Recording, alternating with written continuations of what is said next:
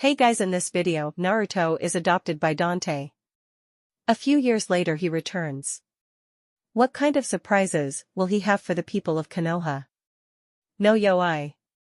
Harem. It was night in a peaceful village called Konoha. It seemed like a night like any other night. Unfortunately, this wasn't the case.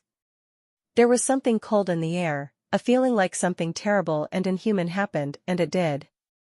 The terrible and inhuman thing was on the streets, which was empty at this time of night. A young boy around 4 years old was crucified on a ruggedly handmade cross. He was bleeding all over and seemed dead. Just a few hours ago he was running happily on the streets of Konoha, and now he was hanging here, beaten, taunted, and left for dead. No one really cared either. There were only two persons who cared about the boy's well-being. The first was the third Hokage, a gentle old man and the leader of Konoha.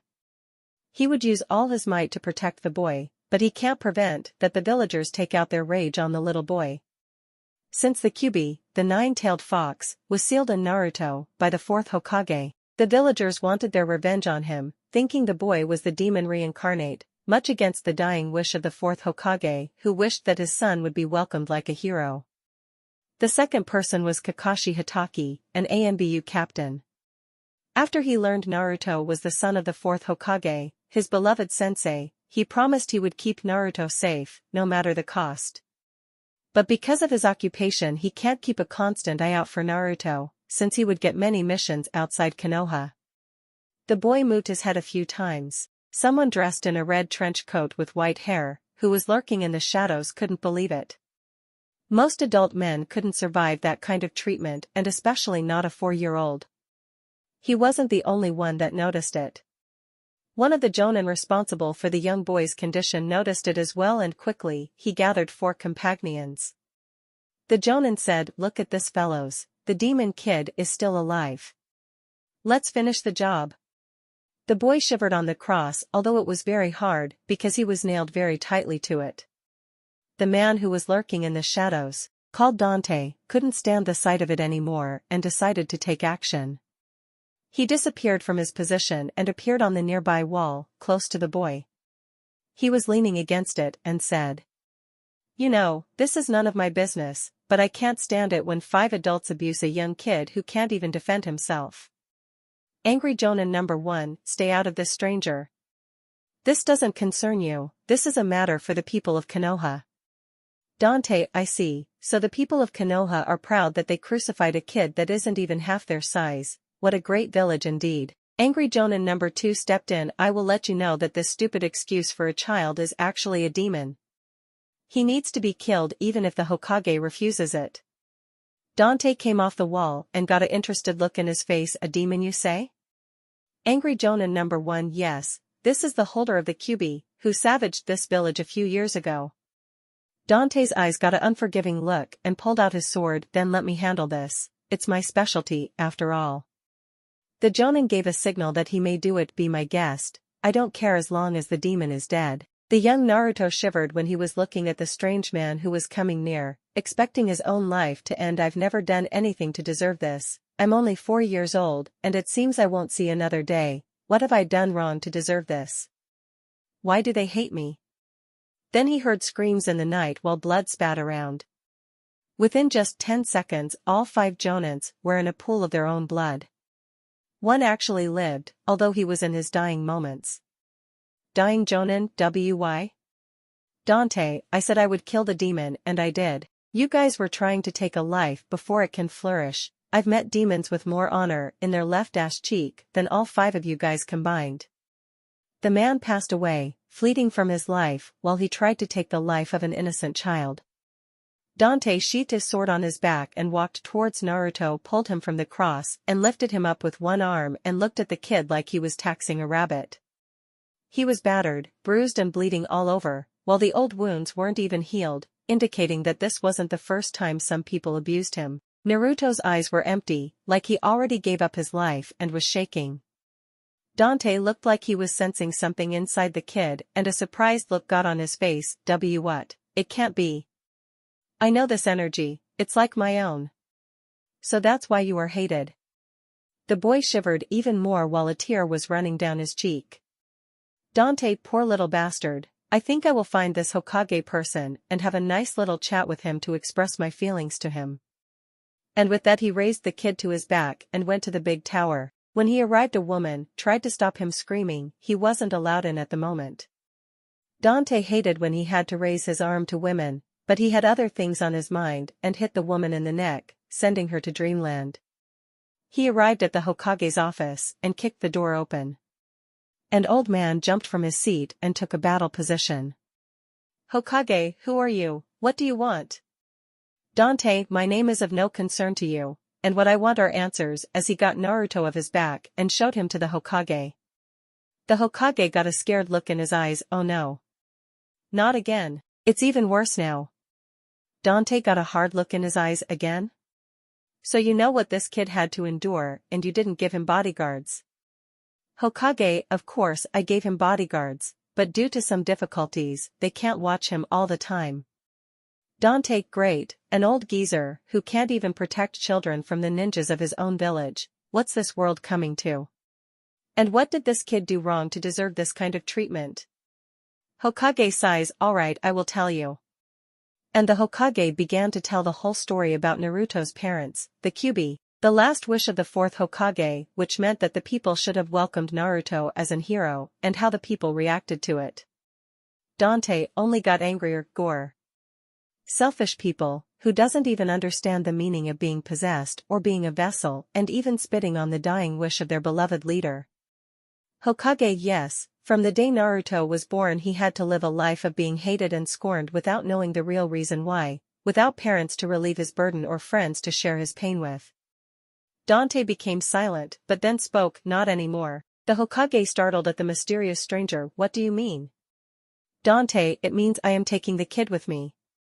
The Hokage started to yell, and what gives you the right to make decisions for the boy? Dante, I have my reasons. I can only say that I am the closest thing of a family he has left. The Hokage got a determined look on his face. No, I won't allow it. Naruto will stay here and become a great ninja like his father wanted him to be. Dante got a scary glare, dripping with killing intent, and the Hokage couldn't help it, but he shivered like a leaf. Dante, gimme a fucking break. The ways things go now, the child won't even live to reach puberty, let alone be a ninja. I'm taking him with me, and if you plan to stop me. As Dante paused, his glare got even scarier. Then I will have to take measures. The Hokage couldn't stop shaking, as his eyes were fixated on the silver-haired stranger's eyes. Finally, he submitted. Fine, take the boy, but allow me to make one request. Dante, name it, and then I will see. The Hokage took a deep breath. Make sure the wish of his father is honored, and let Naruto become a ninja to this village. Dante was thinking, that is for the boy to decide when he is old enough. Until that time I will keep myself busy with raising the kid and training him. If I do my job well, he won't get crucified anymore. The Hokage got a disgusted look on his face. He was crucified. Dante nodded. Yes, what do you think these marks on his hands are? Stigmatas? The Hokage sighed. They really tried everything, genjutsus, torture, beating, carvings. They even tried to set him on fire once. Dante, disgusting. I'll take him with me, so that can never happen again. The Hokage turned around to look over the village as if he was reminiscing. You know, even with being the leader of this village, I've failed the previous Hokage since I couldn't protect his son. A strange world, isn't it, stranger? Dante, sure is. By the way, not too far from here near an alley, there are 5 Jonin corpses. Better get rid of them before children wake up. The Hokage, startled. What did you say? He got no answer, and when he turned around he saw that Dante and the boy were gone. A few days later, Kakashi Hatake returned from his mission and went to report to the Hokage. He gave the mission's reports and his own experiences on the matter. Finally, the report was over. Kakashi, now that I'm done, I will keep an eye out for Naruto. The Hokage had a sad look. Don't bother about that, Naruto's gone. Kakashi was startled, although his face was behind a Anbu mask. What do you mean he's gone? The Hokage sighed as he explained that a stranger took Naruto with him when Naruto was beaten, abused, and crucified by a couple of Jonin. Kakashi was enraged when he heard that even Jonin were the ones doing terrible things to him. Kakashi made a fist. If I find out who they are, they're dead meat. Hokage, they already got what they deserved by the man who took Naruto. Kakashi, do you know who that man was? Lord Hokage?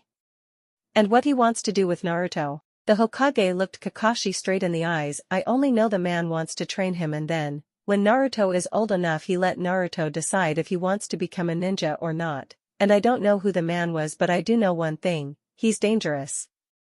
Kakashi let his head down. It's probably better for him anyway. Too many people hate him for being the Kyuubi Jinchuriki. Oh man, I can't even imagine how Master Jiraiya would react when he hears his godson was taken away. Too bad we couldn't protect him enough. The Hokage got a serious look on his face. Not anymore. From this day forward, a lot of things will change. 8 years later, just outside Konoha. Two figures were on a hill and were looking over Konoha. One was an adult and the other a child.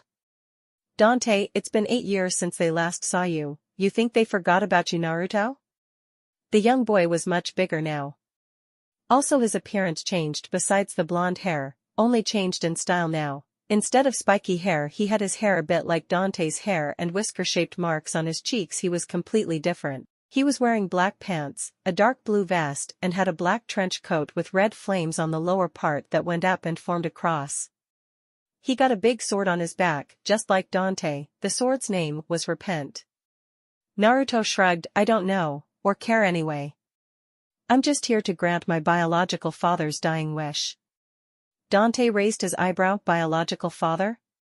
Naruto nodded. Yes, I have 2 fathers. One was a great man, but unfortunately died before I got a chance to know him, and you, who was always there for me.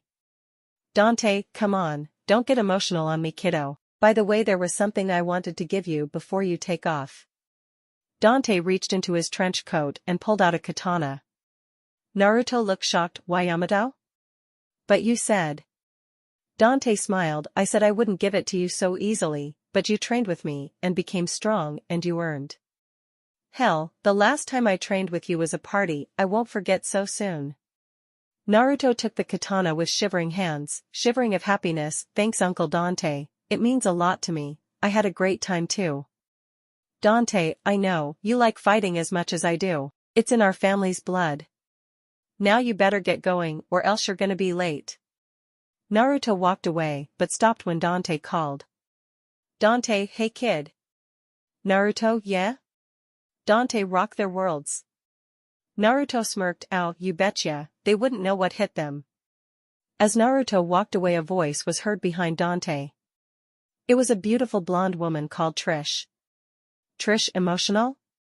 Dante, nah, just gonna miss the brat. Trish, what a surprise, he almost is as worse as you are. Dante smirked to Trish. I'll take that as a compliment. Trish sighed. I almost feel sorry for that village. With Naruto.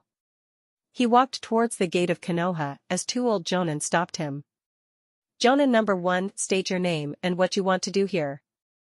Naruto, I'm Naruto Uzumaki, and my business is my own. The 2 jonin startled when they heard the name.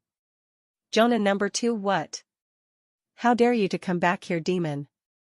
Jonin number 1, wait, Minnow, don't break the rules. Jonin number 2, screw the rules. Naruto sighed. So much for a happy welcome home party, and he disappeared. Jonin number 2, what the? Where is that Kyuubi brat? Naruto was on the wall that surrounded Konoha. I'm here, Slowpoke. I'm so nice to let myself in, see ya. And he jumped down. Jonin number 2, how?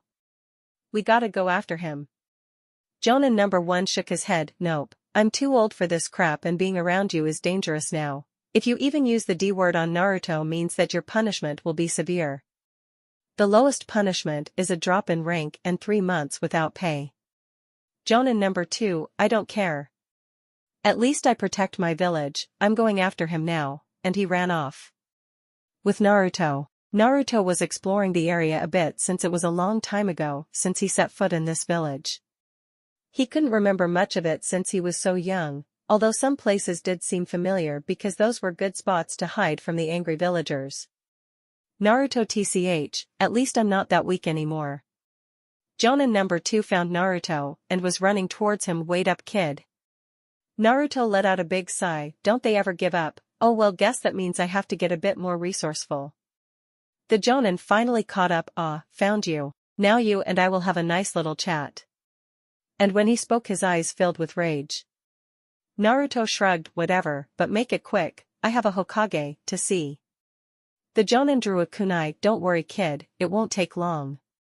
Naruto raised both his eyebrows. Oh, so you want that kind of talk? Sure, I'm game. And when he spoke, he pulled out Yamato and released it a little bit from its sheath. I really want to test this little baby out, you know. The Jonin charged at Naruto, but he suddenly stopped as Naruto just put Yamato back in its sheath with a click sound. The Jonin had a look of fear in his eyes while pieces of clothing were falling off of him, leaving the poor guy only in his underwear. Naruto got a dangerous glare in his eyes. Beat it or the next attack will be ace of spades. Without hesitation, the man turned around and ran for dear life, only to get caught by a few ninja. One of them appeared in front of Naruto. It was a man with long black hair and a ponytail, while some hair was banging over his Konoha forehead protector on his head. He had black pants, a chainmail shirt and a Jonin vest. 2 black eyes drilled into his. Man, who are you? Naruto waved his finger in front of the man. It isn't polite to ask a name before giving yours. Man indeed, but someone may ask another's name first if the stranger charges into his home. But if you must know, my name is Itachi Uchiha. Naruto showed his smile. You're right, my name is Naruto Uzumaki. The man froze when he heard that name, but then relaxed. I see, so you finally returned. Then I will escort you to Lord Hokage. Naruto shrugged. Fine by me. Minutes later, at the office of the 3rd Hokage, the Hokage was looking at the returned Naruto. The boy was a lot bigger, and also his attire was different. It remembered him of the man that took him 8 years ago. He even had the same kind of air around him. Then the Hokage finally spoke. So Naruto, I'm glad you returned. I was starting to worry you wouldn't show your face around here anymore since what happened 8 years ago. Naruto took a seat and kicked back while he was laying his legs on the Hokage's desk. Nah, you don't get rid of me that easily, and by the way, I have a dying wish to fulfill. The Hokage had a vein popping out of his head when he saw how the young boy was manhandling his desk, but he decided to let it go for a moment. Hokage, do you know the basics of ninjutsu? Did that man train you well? Naruto just nodded. First of all, his name is Dante. Second, for ninjutsu I had another teacher, so I know the basics and a bit more. It wasn't like I was to return here when I was little to only learn ninjutsu and then go back to Dante. The Hokage spoke. I see. Well, as you might know, we had some great changes in this village since you left. It was true. After Naruto was taken, the Hokage decided he must not let this happen ever again. Everyone who spoke about the demon out loud would get severely punished by the ANBU Black Ops. If a conspiracy were planned to search and kill Naruto, they would know about it. If one was caught, he was interrogated in such a manner it would only take 1 day before the entire group was captured and punished. The Hokage found out what Danzu was planning in the future, used the power of the Kyuubi for himself and set the council against the Uchiha clan so that their own prodigy, Itachi Uchiha, would kill them. The Hokage captured Danzu and had him executed. After that, the ANBU Root Division was expelled. The ones that were too far gone in Danzu's ideas were dealt with. Unfortunately, the Uchiha clan was destroyed anyway. Until this day, it is still a mystery who pulled that off. There were only 2 survivors of the massacre, Itachi Uchiha, who was on a mission, and his younger brother Sasuke Uchiha. The Hokage was still the same kind man, only since that incident 8 years ago, his fist was raised against the wicked, much harder than before and without mercy if he had to. Naruto nodded. That's all fine and all, old man, but what's next? I mean, I know I have school tomorrow, but I don't have a place to stay. The Hokage pulled out a set of keys. Already thought of that. Here are the keys for your new apartment.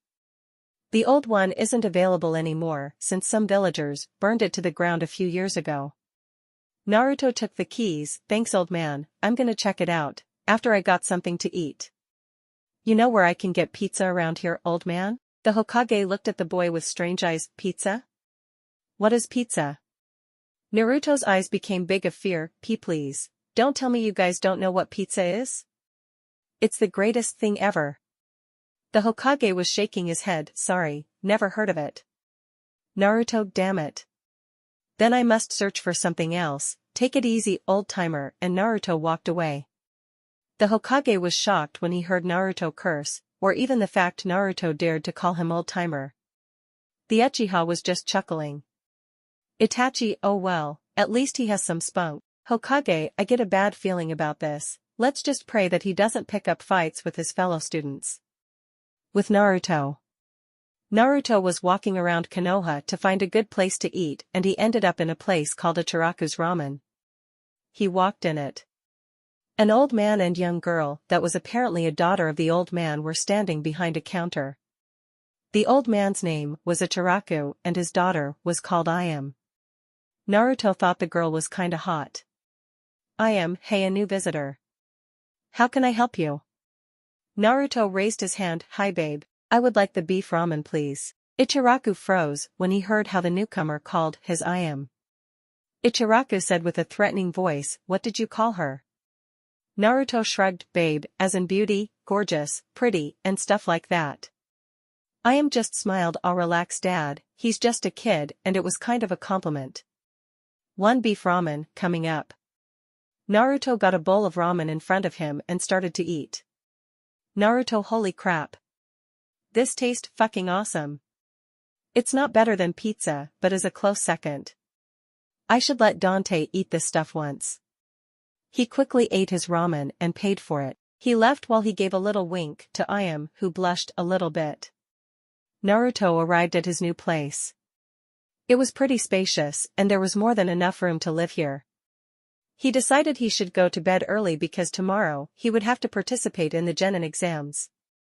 The next day, Naruto woke up and took a shower. After the shower, he wrapped a towel around his waist and looked at himself in the mirror. His muscles were pretty defined and had some seals on his arms. Those seals contained some devil arms that could be quite useful. His hair looked like a mop, but at least it was better than that spiky hair he used to have. He got dressed in his usual attire and had the sword on his back. It's a sword that Dante made. It isn't as good as his rebellion sword, but it came pretty close. He clinched Yamato at his belt and he was ready to go. He also had 2 holsters containing firearms, but unless normal guns, this one uses chakra and demonic energy instead of bullets. These gave a few advantages. There wasn't a boom effect, rather a low-energy noise that sounded like starting up an electronic device, and he could adjust the effects to hurt, to knock out, or even to kill. He walked and soon he was standing in front of the school building. Naruto talked into himself, it's time to get this party started, and he kicked in the door. The class was noisy and annoying, as always. One was stuffing his face with potato chips, while the other was sleeping. 2 girls were arguing without anyone knowing what about. Some were brooding, others remained silent, and a few screamed to make themselves understandable. In other words, it was chaos. It was Irika's personal hell. Irika has been their teacher for a long time and it was always the same crap. Sometimes he had the urge to grab his kunai and slash every throat that was present at the time. But all in all he loved his job, although it was hard sometimes. In this entire ruckus the door suddenly slammed open and one thing happened what never happened before, it became silent. The young man responsible for this amazing feat was standing in the opening of the door. He had blonde hair that was shaped like a mop and he had whisker marks on both cheeks. He wore black combat boots, black pants, a dark blue vest and a black trench coat with flames at the bottom. Some girls were looking and were drooling a bit at the appearance of the young man. He looked in the class and saw a seat open next to a brooding character. He kicked back and laid his legs on the table while his arms were behind his head. The brooding person called Sasuke Uchiha was annoyed by the way Naruto laid his legs on the table. Sasuke, hey dope, get those legs out of my way or else I'm gonna dismember them from your body. Naruto still laid there with his eyes closed, can it? Sasuke was shocked someone had the nerve to tell an Uchiha to shut up. He was standing up and ready to grab a kunai, but before anyone could see it, Naruto was pointing with his sword on Sasuke's neck. Naruto, I get a bit grumpy in the morning, so if you want to keep your pretty little head you better sit down and shut up. What no one expected happened. Sasuke sat down. While some girls started to drool even more about the new kid, Sasuke's fangirl club was sending amounts of killing intent to the new boy. He opened his eyes to show the girls that he had hard blue eyes, and started to give some killing intent of his own, and the girls moved their gaze away from the kid. Iruka cleared his throat and everyone sat down. Iruka, well students, as you might have noticed, we have a new classmate who will join us in the Genin exams today. Come in front of the class and introduce yourself. Naruto slowly got up and put his hand in the pockets of his trench coat. Naruto smirked, my name is Naruto Uzumaki, 12 years old, the rest you need to find out for yourselves. Some girls had hearts in their eyes when saw the smirk on Naruto, while the Sasuke fan club started to find him sympathetic. Iruka, this is going to be a stubborn one anyway, let's start the exam shall we, just follow me. The students walked outside and Iruka said they needed to pull out their shuriken. Everyone followed the order except for Naruto. Iruka, I said to take your shuriken, Naruto. Naruto shrugged and got a piece of paper out of his coat and Iruka took it.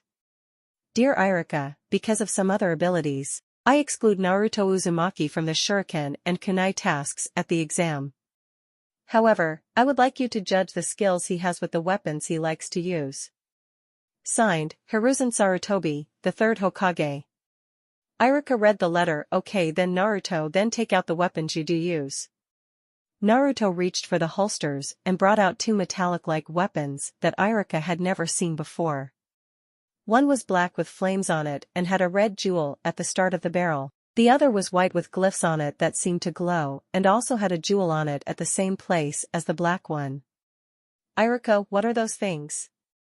Naruto, they are called guns, let me demonstrate. Naruto aimed at the target and pulled the trigger. Holes appeared in the center and soon the entire middle piece was gone.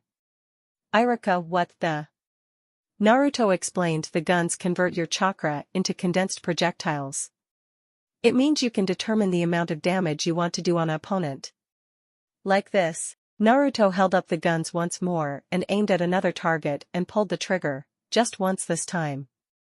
Suddenly the entire target exploded, leaving nothing more than a few toothpicks. Iruka sweat dropped. I guess, you passed this part of the exam. Naruto was just leaning against a tree until the other students were done throwing. The next part was to make a perfect henge, a transformation jutsu.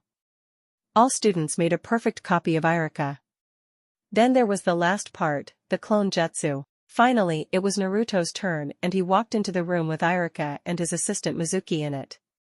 Naruto was cracking his neck. Alright, how much you need? Iruka, just 3, should be enough. Naruto got an evil smirk on his face, clone jutsu. Just outside the room. The class was talking about how they did or how they are going to do it until they heard a scream in the other room. One walked towards the door and opened it and suddenly streams of Narutos were coming out of the door. It was almost like a small Naruto river. Iruka was beneath all those Narutos, and while he was half-conscious, he said Yu, P passed while Naruto had still his evil smirk on his face. The exams were over and the school had to turn back tomorrow for their group assignments. Naruto didn't even walk 10 feet until he heard a familiar voice behind him. Sasuke, hey Dobe. Did you really think I would let you walk away unharmed after what you did to me? No way, get ready, because I'm giving you a beating you won't forget soon. Naruto just stood calmly there with his hands in his pockets. I don't have any interest in fighting you. It wouldn't prove anything and you would only get hurt. Sasuke taunted, what's the matter? Is the new kid scared he would get his ass kicked by an Uchiha? Naruto glared at Sasuke. Uchiha? I see. I was told only 2 survived, 1 smart one and 1 stupid one. I met your brother and I know he is the smart one. Sasuke got angry and charged at Naruto, but Naruto disappeared. Sasuke looked around until he heard someone whistle. When he looked where the sound was coming from, he saw Naruto lying on a branch in a tree. He seemed very relaxed and acted like he wasn't even attacked. Sasuke, what the? I didn't even see him move. Naruto, you're pretty slow, aren't you, kid? Sasuke got mad again. There was something about the new kid's voice that infuriated him to no end. He threw a few kunai, but the only thing Naruto did is letting himself fall from the branch. While Naruto was in midair, Sasuke charged him. Naruto landed and in front of him was Sasuke, ready to strike. Sasuke thought he had him, but only hit air. Because there was no resistance, he lost his balance and fell on the ground, face first. He started to get up, and when he looked behind him he saw Naruto, just a few feet away from him. Naruto, you know Uchiha, you're getting on my nerves. Sasuke just answered with a growl and charged like a madman. As Sasuke was charging, Naruto pulled the sword from his back. Sasuke punched, but Naruto turned around his arm and ended on Sasuke's rear while holding his sword to his neck. Naruto talked to Sasuke, only it seemed like Naruto's voice changed. It was a bit deeper, more mature, and more scary. Naruto, listen and listen well. If you want to live long enough to enjoy your adulthood, then you're on the wrong way right now. I hate it when I have to raise my sword without a reason. Next time, it will be your head. Sasuke, shoo. And his sentence was interrupted because everything went black when Naruto hit Sasuke's neck with the back of his hand. Naruto simply put the sword back and walked away. A girl with pink hair called Sakura ran over to the knocked out Sasuke. Uchiha. Sakura, what did you do to him, bastard? Naruto stopped and moved his head so Sakura could only see a part of his eyes. They were cold, hard, and it seemed like those eyes said, stop talking or I'll kill you. Sakura shivered and didn't pay attention to the scary blonde anymore. Naruto was starting to walk home, but he noticed that someone was following him. Naruto walked towards an alley, and the one that followed him looked in it. The alley was empty. The stalker walked into the alley and heard a voice. Naruto, you don't give a good impression if you're stalking someone. The girl froze up when she heard the voice and turned around. It was a girl with her hair in buns and brown eyes. Naruto, hey, I saw you at the academy. Are you here to avenge the Uchiha's honor? Tenten, no, I don't give a damn about Sasuke, and my name is Tenten. Naruto, then why are you following me? Tenten blushed, well, I'm a weapon expert and you seem to be as well, so, Naruto finished her sentence, so you wanted to see how I spend my free time and try to learn from it. Tenten nodded, I've never seen weapons like yours before, and that sword you use, it's strange. Naruto shrugged, what can I say, I'm a strange guy. Tenten got a deeper blush, see, can I see your sword? Naruto pulled the sword from his back and showed it to Tenten. It was big with tribals on the blade. The guard showed a skull that sprouted wings, and the handle had carvings so that it would give a perfect grip for Naruto. Tenten looked at it with her expert eyes. It's a beautiful piece of craftsmanship and is customized so that it will fit you perfectly. Where did you get this? Naruto, my uncle made it. It took him a lot of time and spent a lot of time in it. He has a sword that's stronger and tried to copy it and he came pretty close. Tenten, I would like to hear all about it. Naruto shrugged, I have to train first, maybe tomorrow after the team assignments over lunch, perhaps. Tenten started to blush again, oh okay. Naruto, alright then, it's a date, and while he walked away he gave Tenten a wink while her head turned as red as a lobster. At the Hokage Tower. Kakashi just returned from a mission. Short after Naruto was taken by Dante, he quit the ANBU Black Ops and became a regular Jonin. So he got rid of his ANBU mask.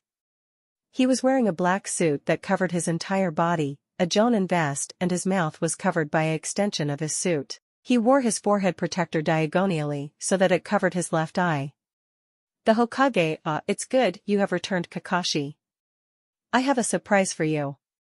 Kakashi looked surprised. A surprise? The Hokage smiled. Naruto returned yesterday, and today he passed his Genin exams. Kakashi's left eye widened. And how is he? Is he alright? Did he become strong? The Hokage smiled because of Kakashi's concern. Kakashi was very concerned about Naruto and gave a lot about the son of his sensei. Hokage, he's fine. He became quite the looker. The only negative thing I can say is that he adopted some bad habits from the man that took him. I heard from him that the man was his biological uncle. His name was Dante or something. Kakashi was shaking his body. Dante? As in the Dante? The Hokage gave Kakashi an interesting look. You heard about him? Kakashi nodded. If the Dante we are talking about is the same man, I think he is. Naruto was raised by one of the strongest people that are around. No one actually believes that he exists. The rumors about him are just too great to be true. The Hokage, and what does those rumors say? Kakashi, that Dante is a specialist in kenjutsu and can take on an entire army by himself without even trying. Furthermore, people exclaim that he can take on the strange creatures that since shortly appeared in the elemental countries. The Hokage nodded. If what you say is true, and Naruto is trained by the man, Naruto could be stronger than he lets on. I'm assigning you and Itachi as the commanding jonin on his squad, just to be sure. Kakashi, why me and Itachi? The Hokage got a serious look. As you know, Naruto is the vessel of the Kyuubi. If the seal weakens or even breaks on a certain point, Itachi can take actions with his Sharingan. I know you have the Sharingan as well, but Itachi's Sharingan is stronger. Kakashi had no reasons to object because after all he knew the Hokage was right, although there was a small problem. Kakashi, but Lord Hokage, Itachi is a part of ANBU, not a regular jonin who can become a sensei. The Hokage nodded. That's true, but I already spoke to him about the matter and he had to admit the offer was tempting. He seems to have a lot of interest in Naruto. He said he had a hunch that the boy would be interesting to observe. Kakashi, alright, then we both see you tomorrow in your tower to know the rest of the teams. The Hokage nodded. Later that night, Naruto was training with Yamato. He knows the basics of it, but he wanted to perfect some certain moves. He stopped training and said, Naruto, you can come out now. I've noticed you a while ago, and I am not gonna drop my guard, you know. A shadow came out of the bushes, and the one called Mizuki appeared with a large scroll on his back. Mizuki, aren't you clever? I actually wanted to leave the village, but I saw you training here and I couldn't resist the temptation to kill you. Naruto shrugged. Why? I didn't do anything to you. Mizuki, oh really? You thought I would fall in your trap of an impersonation of a little boy, you demon? Naruto, demon? I don't know what you are talking about. Mizuki, really now? Everyone knows what you are, but don't have the guts to say it because the Hokage forbids it. Everyone knows the Kyuubi is inside you. Naruto started to laugh. That doesn't mean I am a demon, it means I am a vessel of a demon, but I gotta say you're not even close with that demon remark, hee. Mizuki, it's time that I became a hero and kill the monstrous Kyuubi before I leave the village. Naruto just sighed. Are you gonna stand there posing, or are we gonna get this party started? Mizuki got the big shuriken, he got on his back and threw it to Naruto. He grabbed Repent and knocked the big shuriken away. Mizuki ran towards Naruto and threw a few shuriken and made a hand-seal shuriken clone jutsu. And the few shuriken became dozens. Naruto quickly put Repent on his back and unsheathed Yamato and made just one slashing movement towards the kunai. All of them were sended back. Mizuki appeared at Naruto's side and wanted to give a devastating uppercut, but Naruto just bended his head so that the uppercut missed him. Then Mizuki jumped back and made a few hand-seals fire-style, fireball jutsu. A ball of fire was headed towards Naruto and he sheathed Yamato and got Repent again. He was ready to strike and when the fireball was near him, he swung the sword at the ball and sent it back where it came from. Mizuki had to dodge or else he would get killed by his own jutsu. He barely dodged, but saw something rushing towards his neck. Unable to dodge it, Mizuki was left decapitated. Naruto got a cloth and wiped his sword clean. He looked at the body and saw the big scroll Mizuki was carrying with him. He opened it and saw an interesting technique called Shadow Clone Jutsu. He glanced over it and quickly rolled it up when some persons were coming close to his position. An ANBU appeared and he was looking towards Naruto and then towards Mizuki. Naruto just threw the scroll at the ANBU. Next time, make sure you get to him in time, and please send someone to recover the body, it's bad for the environment. And with that said he walked away. The Hokage saw everything with his crystal ball. He saw everything, the speech Mizuki made, how he attacked Naruto, and how Naruto defended himself. The Hokage said to himself, this boy is gonna give me a lot of trouble in the future. Why did that man had to raise him? Next day in the classroom. Naruto was just sitting in the classroom with his eyes closed. Sasuke was sending him death glares all morning, but Naruto just ignored them. It was clear that Sasuke was planning to get back at Naruto somehow. Only Sasuke was smart enough not to confront him openly anymore. Naruto proved that he was a worthy opponent. Finally Iruka came in the classroom and started to give the names. Many names were called: Iruka, Squad 7, Sakura Haruno, Kiba Inuzuka, Hinata Hyuga, and Sasuke Uchiha.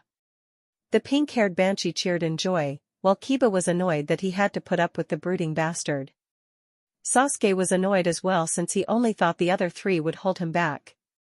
Hinata looked just shy. Iruka, Squad 8, Shino Aburame, Shikamaru Nara, and Chiji Akimichi. Iruka finally came to Naruto, Squad 10, Naruto Uzumaki, Tenten, and Ino Yamanaka. Tenten looked glad and Ino even let out a little cheer since she was put in a squad with the cute new kid. Naruto just didn't respond in any way. Every group was picked up by their senseis.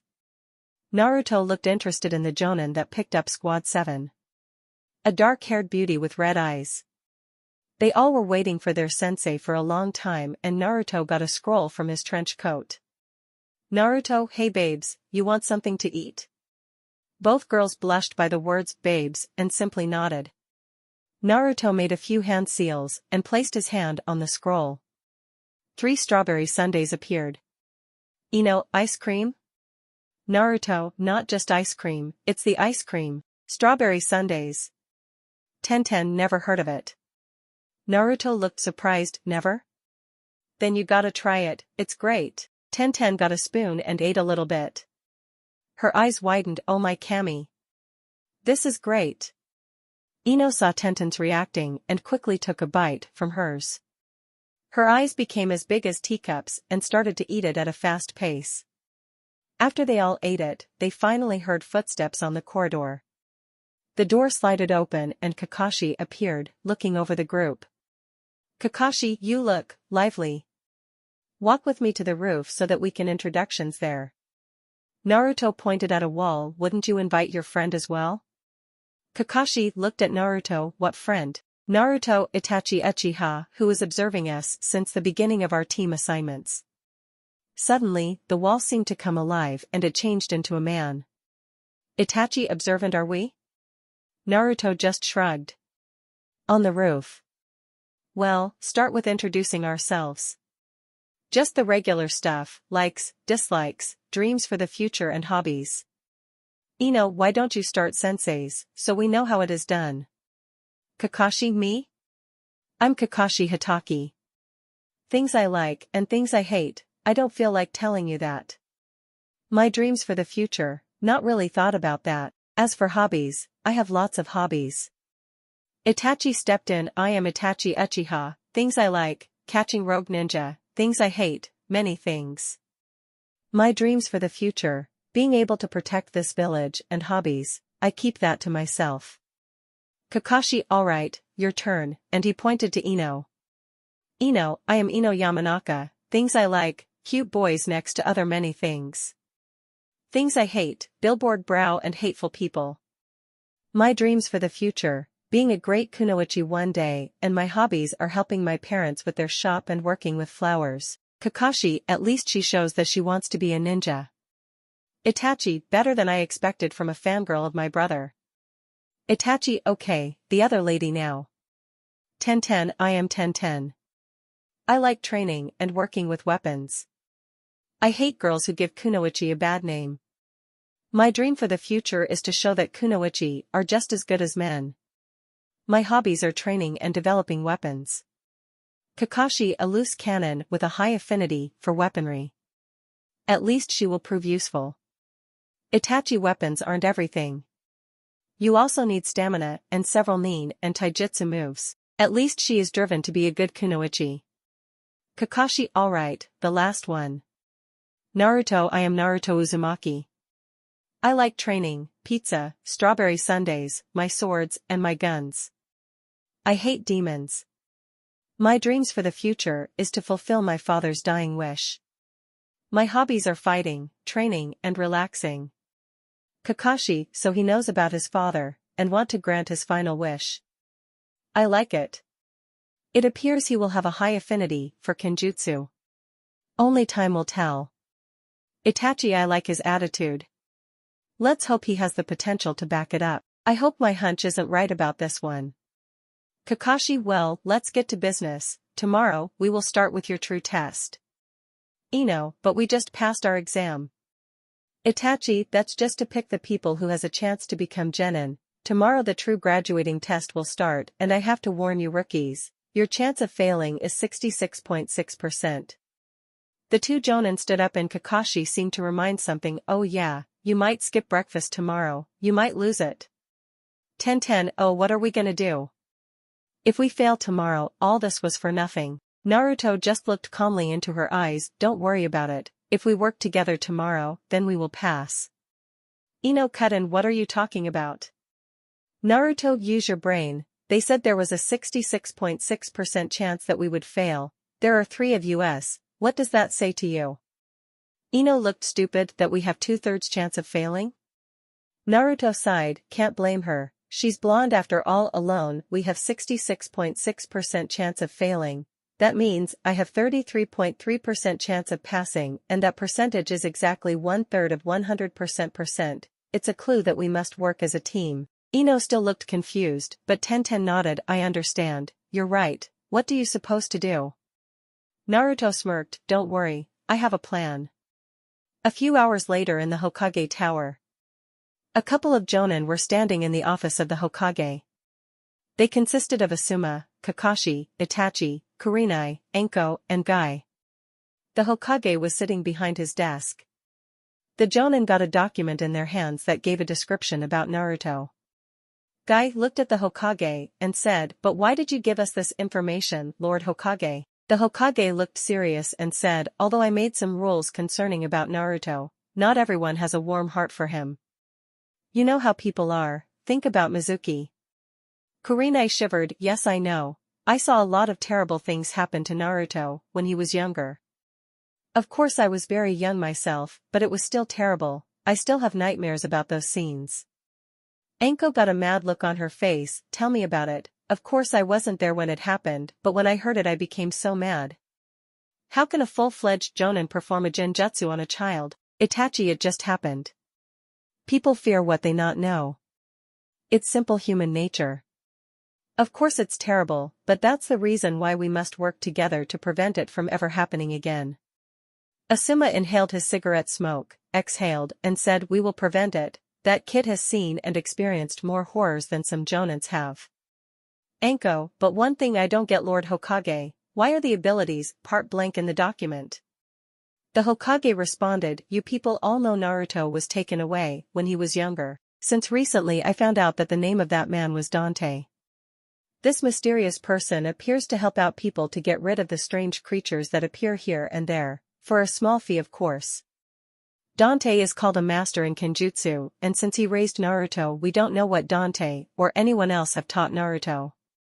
Enko nods, so no one knows his level of intelligence, strength, or abilities. The Hokage nods, indeed, we only saw bits of his character, but we don't know if that's real or not. He seems cheerful most of the time, but it doesn't add up with his past. Most people with similar pasts would appear more gloomy than Naruto. Itachi, we will find out in time. Either me or Kakashi. The Hokage smiled, I know you two will, especially Kakashi. The rest nodded. Although Kakashi is a silent and strange guy most of the times, he never kept his relationship with Naruto or his family a secret. With Naruto. After Naruto had a long talk with his new 2 teammates, he was walking around town. Many people gave him icy glares. Naruto saw it and thought, some things will never change, at least I can defend myself when I have to. Suddenly he saw a girl with pink hair he recognized as the girl that took care after Sasuke. Sakura saw him as well, but immediately let her head drop. Then it seemed she saw something and opened her eyes. Someone threw a rock at Naruto, but he simply caught it without looking. He slowly aimed his scary glare at the person who threw the rock and crushed the rock with his hand. The young man looked at Naruto with eyes big of fear and ran away like a little boy who just had been caught skipping school. Naruto looked like he was thinking something over and got a serious look on his face. Sakura looked surprised at him as he walked her by without saying anything. "Sakura, what was that all about? And why are all these people staring at him like that? Maybe I should try to find out more about him, this suspense is killing me." Naruto simply walked to his home and thought about the things that happened today. He knows that people just wouldn't accept him right away. After all, in him was the beast that destroyed the village a long time ago. He heard a voice in his head that said, "All that will change in time, you're a good man, and later those stupid villagers will know that as well. Just stop thinking about that and go to bed, tomorrow you have an exciting day." Naruto smiled and got undressed and went to bed.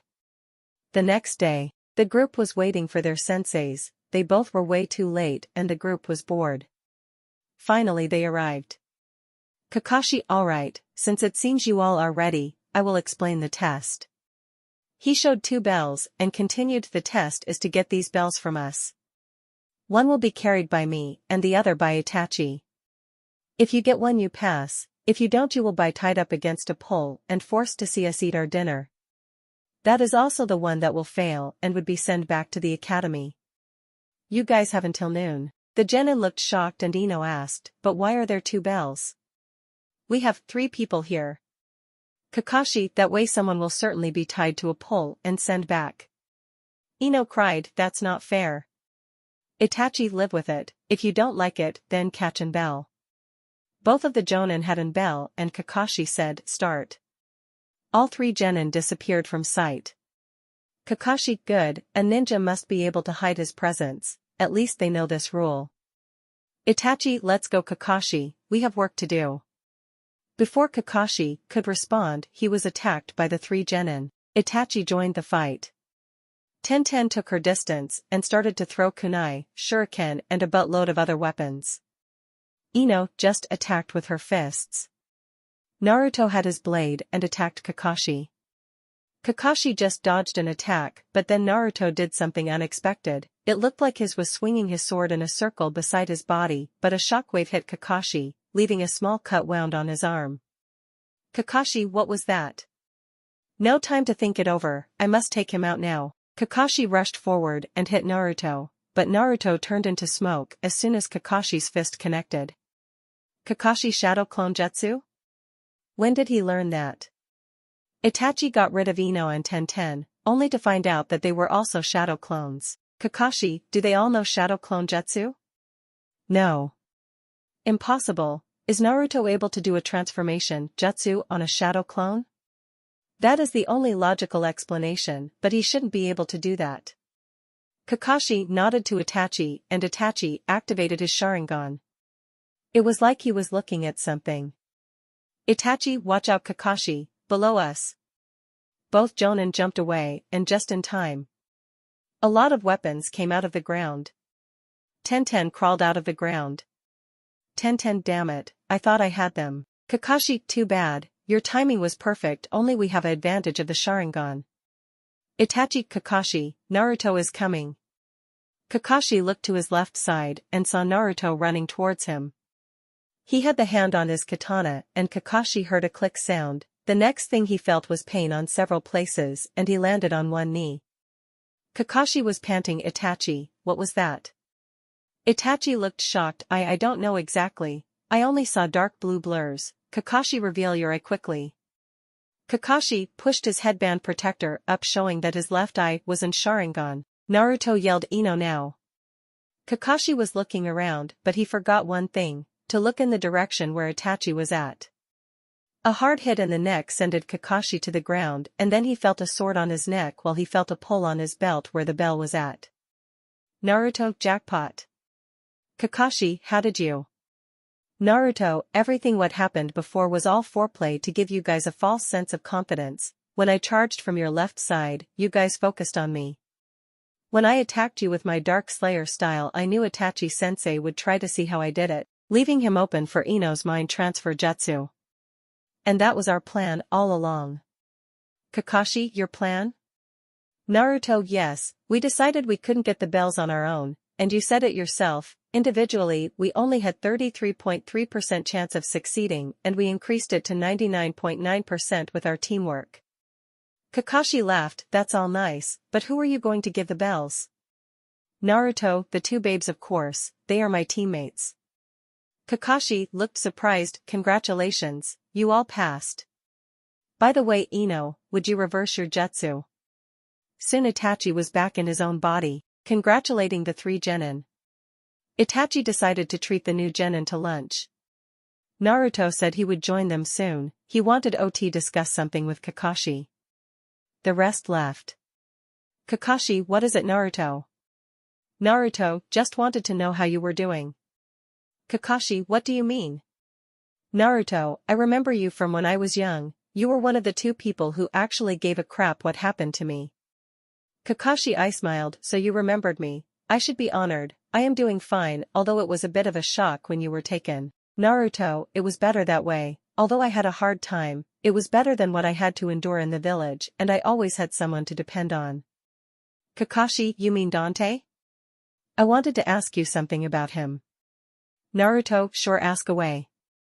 Kakashi, is he the one that fights those strange creatures that seem to appear around the elemental countries?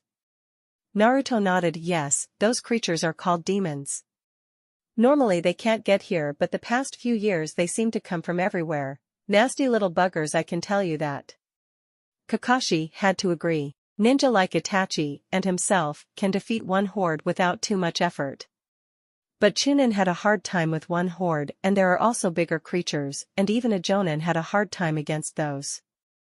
Naruto continued, I remember one time in the land of grass, there were several hordes of the little buggers and one big one called an disaster or something and I and Dante were smack in the middle.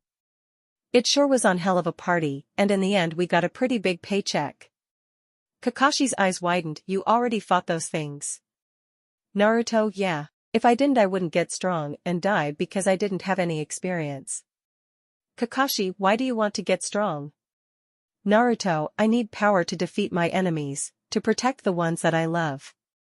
Kakashi nodded, let's join the others, tomorrow we will start our first mission together and we would need to get ready for the things to come. I wanted to walk away but an ominous feeling was filling the air. Then a dark swirling gate appeared and many dark creatures came out of it equipped with scythes. Kakashi, what here? Naruto shrugged, finally I was starting to get bored. Kakashi, Naruto. This isn't something to joke around with. This is serious. Naruto, if a larger demon was present I would get serious. And when he spoke he get repent from his back and charged the demons. Kakashi yelled at him to stay back but he ignored it. Kakashi rushed after him, damn it. That idiot will get himself killed. He stopped, because he was shocked from what he saw. Naruto caused casualties, beyond belief. He slashed right and left, killing a majority of demons. He launched one demon in the air and jumped after it, killing it in the air. He grabbed the dead demon and stood on it, using it like a surfboard.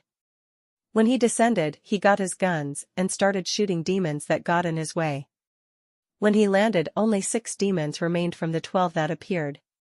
He put the guns back in the holster under his trench coat and got Yamato. He got into a rushing stance and Kakashi only heard a click sound 2 times. The strange thing was that the demons were spraying blood and fell down. All demons were defeated in less than half a minute. Kakashi was in awe of his new student. Naruto, that wasn't as fun as I expected, oh well better luck next time. Kakashi, my kami. He killed a single horde of demons, without even flinching and made it look like child's play. Naruto, shall we join the others? Kakashi just nodded, better inform the Hokage about this, and the fact that the creatures appear so close to the village. I get a bad feeling about this. Naruto was sitting in his living room. After the attack from the demons the team split up and were expected tomorrow to begin their first mission. Naruto was sitting in a lotus position and soon he was deep inside his mind. Naruto's mindscape. Naruto was in some sort of bedroom. He looked around and saw someone on the bed. It was a girl that looked as old as him. She had long red hair and a figure that perverts only dreamed about. The only thing out of the ordinary were 9 fox tails behind her. This woman name was Q, short for QB. Flashback. Dante and Naruto were sitting in front of each other. Naruto was about 8 at that time. Dante: Naruto, I explained you have the QB inside you, yes? Naruto nodded. Dante: I want you to meditate and make contact with him. Naruto blinked with his eyes. But why? Dante: you are training with me, to become strong, to fulfill your father's wish, right? Naruto: yeah, so? Dante sighed. If you can convince the QB to aid you, you will gain much more in power and you will have an ally with you at all times. Naruto nodded and started to meditate. Soon he was in a place that looked like a sewer. He felt some strange energy signals and walked to it. Soon he was in a big room with a huge cage in it. He heard footsteps and a shadow began to appear in the cage. Soon the person was more visible and he saw a beautiful woman. Naruto's eyes widened. KQB? The woman smirked. Yes? Naruto: what the hell? I thought you were a dude. QB got an annoyed look on her face. Just because I appeared as a giant fox everyone thinks I am a terrible man. Naruto startled. Sorry, everyone told me you were a dude, and that you were evil, because you attacked Konoha. QB smiled. Apology accepted. And that I attacked Konoha wasn't my fault, I was under a genjutsu and wasn't myself. When I regained my senses I was here. Naruto: sorry, I didn't know. QB: you couldn't have. By the way, what are you doing here? Naruto: I came here to ask for your help. My uncle said it would be a great help for my plans in the future. QB: and what are your plans? And who is your uncle, who asked you to come here? Normally people would find that a mistake because they have a certain opinion when it comes to demons. Naruto: I plan to fulfill my father's wish and become a great ninja. He was called the 4th Hokage, and my uncle is called Dante, and he can't judge demon because he said he was half devil. What makes me a quarter devil? QB's eyes widened. Dante? The son of Sparta. Naruto looked amazed. You know him? QB nodded. Dante is known through the entire demon world as one of the strongest creatures ever alive. I greatly respect his father and him, but understand, kid, if I decide to help you there will be some demands. Naruto: demands? QB nodded. Yes, first of all, I want you to remove the seal so I can have more freedom. You can then summon me with a summoning jutsu. I can't escape since your devil blood will prevent it. Probably your father didn't know that little fact. Second. The QB smirked. I want you as a mate in the future. Naruto's eyes bulged out. Mate? What the? Why in Kamisake would you want me as a mate? QB stuck a finger in her ear. You don't have to yell, I am rather sensitive. The reason why, well, there aren't many demons around anymore and the one that are around are not desirable to have as a mate. But you have the blood of Sparta running through your veins. That little fact alone already makes you a suitable mate.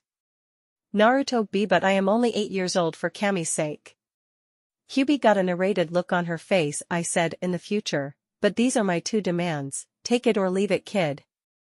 Naruto was deep in thought. He didn't have any trouble with the first demand, but the second, well, it would be hard because he didn't know what other people he would meet or fall in love with. The QB looked at his face, and as if she read his mind she said, if you meet another girl you love that would be fine by me. I go both ways, you know, and she chuckled when she saw Naruto sweat drop. And probably you wouldn't have to be restricted by only one mate, hee.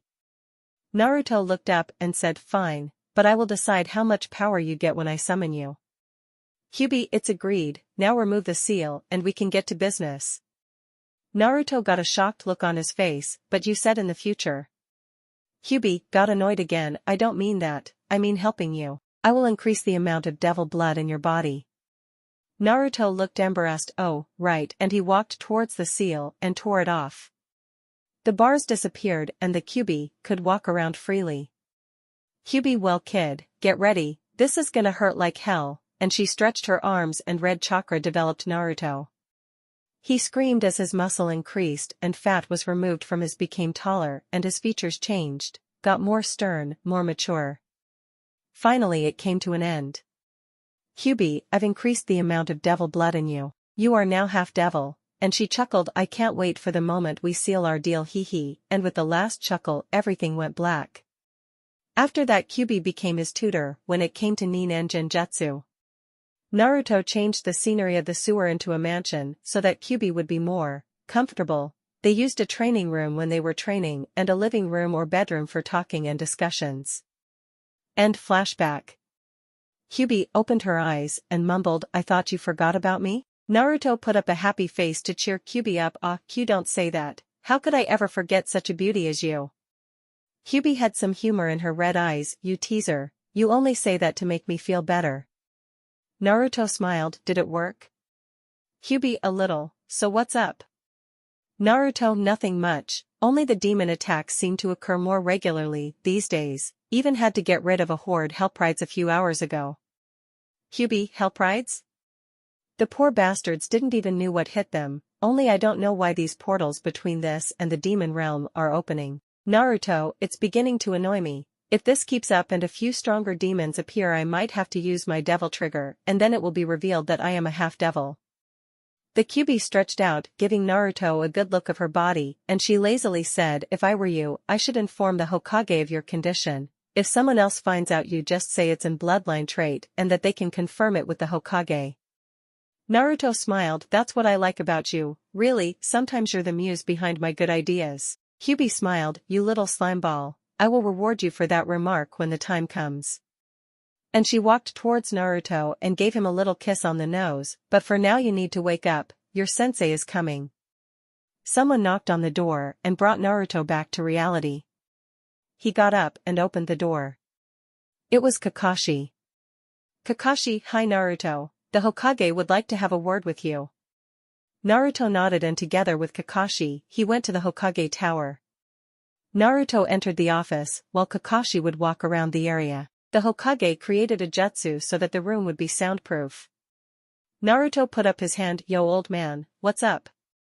The Hokage got a serious look on his face, I want to discuss something serious with you. Naruto, sure. The Hokage, Kakashi told me what happened after the Genin test. You seem to know more about these creatures you call demons. Naruto was scratching the back of his head, that's right, I hunted them together with Dante before I came back here. The Hokage's eyes widened, you say what? You hunt those things? And who is this, Dante person exactly? Naruto shrugged, he is what you can call a demon hunter. Someone gives him a job, he completes it and gets paid. Dante is my biological uncle. The Hokage got annoyed, another thing I don't understand. If Dante is the brother of one of your parents, it would be known to us, but they never spoke a word about it. Naruto, half-brother to be exact. And maybe one of my parents didn't know the father, and since they are both dead we would never know. It could be both because I heard both of them had remarkable talents and strength. The Hokage, what has that to do with it? Naruto decided to come clean, Dante is half-devil. His father was a full-blood devil, so that means one of my parents are half-devil as well. The Hokage's eyes widened, what? Half-devil? That means you are quarter demon?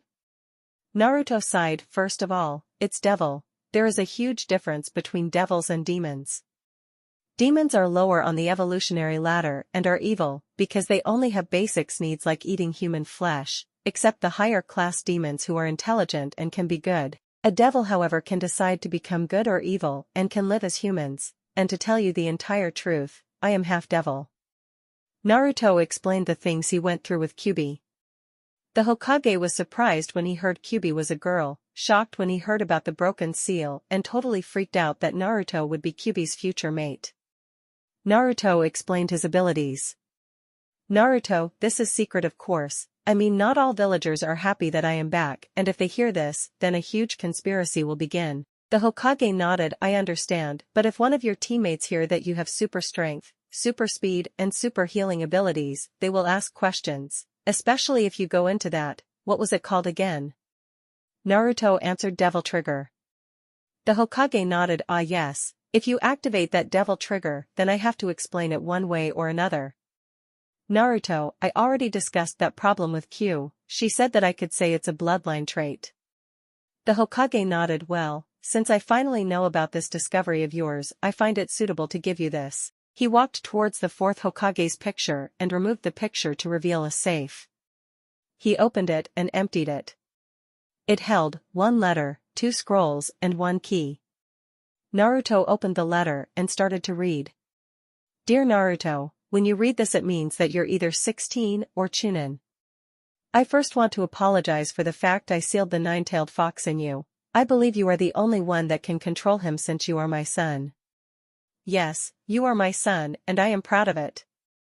With this letter you will receive 2 scrolls. In those scrolls you will find manuals of my most powerful jutsus. The key you will get is, for the Namikaze compound, the gate can be opened by your blood. Make good use of it. Your mother asked me to write this in the letter, basement last door, 2 colors. It's your mother's private room and I don't know what's in it, that's for you to find out. I hope you make good use of the items you receive and make us proud. We both love you and maybe we will meet again. With all our love, Minato Namikaze aka. The 4th Hokage and beloved wife Kushina Uzumaki. Naruto read the short letter with a sad look on his face. The Hokage was explaining a few things about the whereabouts of the Namikaze compound but they were rudely interrupted. In the hospital restricted room. A red-headed woman was lying on her bed, just as usual, the last 12 years. The doctors didn't expect that she would ever wake up but the Hokage gave them the order to place her here. Only high-placed doctors were allowed, the identity of the person was highly classified. Her name was Kushina Uzumaki. After giving birth to Naruto she fell into a coma for unknown reasons, but all doctors agreed, she was lucky to be even alive. She survived although she lost a lot of blood during labor. For the last 12 years she was here, in the same bed, only breathing lightly. Then suddenly her face twitched and while doctors gathered around her she heard a voice in her head while she was in a dark room. She saw a man with silver hair. Power and wisdom radiated from him. Kushina asked, "Who are you?" The man looked at her with his icy blue eyes and only said, "Wake up, power is here, danger is coming, wake up and soothe the sorrow of the descendant of Sparta with a legacy like no other. Arise, Kushina Uzumaki." Her eyes widened and screamed, "Naruto." The doctor tried to calm her, "Take it easy miss, you've been in a coma for a long time and you are in no condition to move." Kushina laid down, "How long?" The doctor looked at his assistant, 12 years. Kushina shot up, "What? 12 fucking years? Where is he? Where is my son?" Before the doctor could answer she jumped out of bed and ran away. The doctors were shocked. The doctor said, "That's impossible. No one can even walk after a 12-year coma, let alone run." Kushina ran out of the hospital and ran through the streets of Konoha towards the Hokage tower. She rushed in and wanted to go into the office, but was stopped by the Hokage's secretary. That's one mistake she would never make again when she felt a hard fist on her face. With Naruto. The Hokage explained the whereabouts of the Namikaze compound when he was interrupted when his secretary was smashed through the door. The reason for this devastation was in the opening of the door, panting. The Hokage recognized the woman and got a look of fear across his face.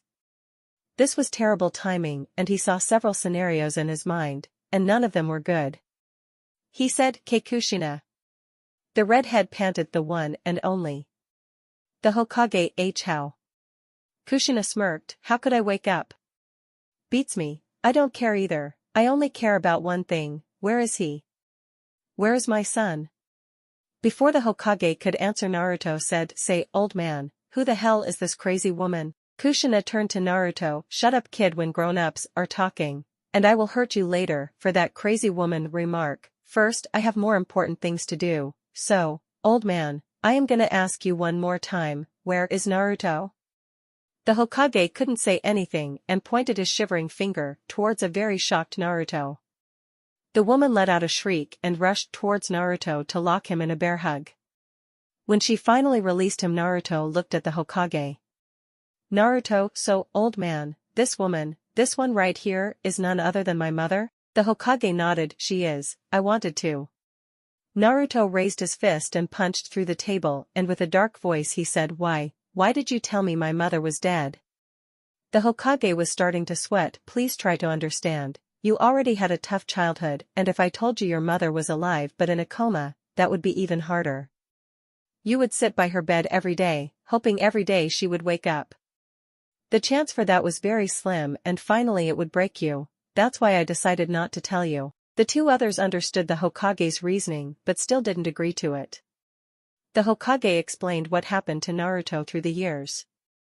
Kushina was furious when she heard that the villagers abused her child, neglecting the dying wish of their leader and her husband. The worst thing was the fact her Naruto was crucified by a couple of Jonin bastards. She became even more furious when she heard that Naruto was raised by someone the Hokage didn't even know. The Hokage explained that he found it the best possible solution for Naruto. Then he changed the subject into something else. The Hokage Kushina, I might have a question for you that's kind of strange. Kushina gave the Hokage an interesting look while the Hokage continued, We got some information from Naruto, and I want to validate something with you. Do you know if you were adopted? Kushina nodded. I know for a long time I was adopted, but why do you ask? The Hokage decided to explain to Kushina what Naruto told him about Dante and everything else. Kushina was surprised to say the least. Kushina, so you were saying I am half devil or something? You've really gone senile, don't you, old man? The Hokage shook his head. It all makes sense to me now. You should have died giving birth to Naruto because of the sheer blood loss. On top of that you woke up from a 12-year-long coma and was able to run over here, and you still look as young as always. Kushina, what? She ran to the mirror and looked at herself. She couldn't believe what she saw. She really looked as young as the day she went into a coma. Kushina looked at the Hokage. I still don't believe it. Maybe I have good genetics. Naruto interrupted. I know how we can be sure, and he bit his finger and made some hand signs summoning jutsu. Red smoke erupted from his hand, and soon the Hokage and Kushina saw a beautiful woman. Naruto snickered. Old man, mom, meet Kyubi. Kushina was shocked, and Naruto had to explain the whole story again. Kushina really had trouble controlling herself when she heard that Kyubi would have Naruto as a future mate. Kushina, why would something like you want my son to be your mate? Kyubi sighed and said, I've explained it to Naruto already and made the deal with him, so it isn't any of your business. Kushina wanted to argue further, but Naruto interrupted it and asked. Naruto, can you tell if my mother is the one with Sparta's blood? Kushina looked confused. Who? Kyubi sniffed at Kushina, who was severely disgusted that another woman would sniff at her like that.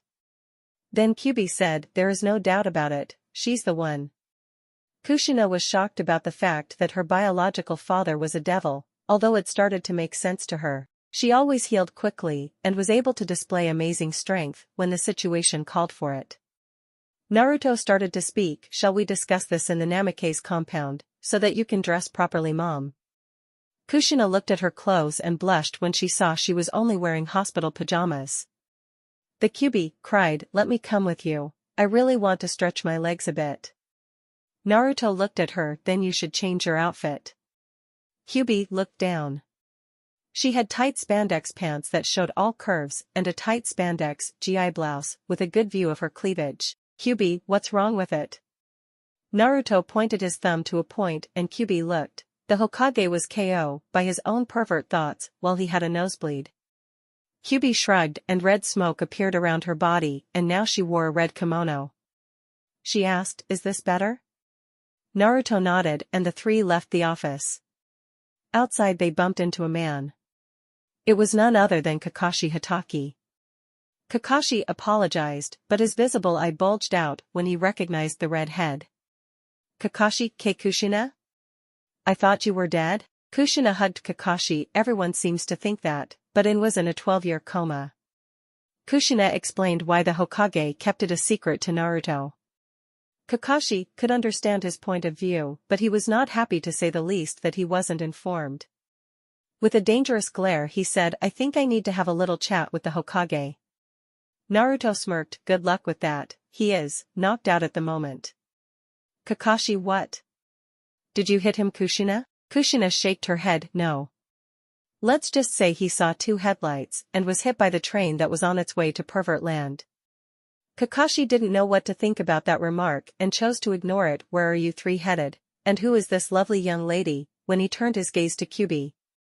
Naruto, that's a long story, but we are headed to the Namake's compound. The Hokage was kind enough to hand me the keys.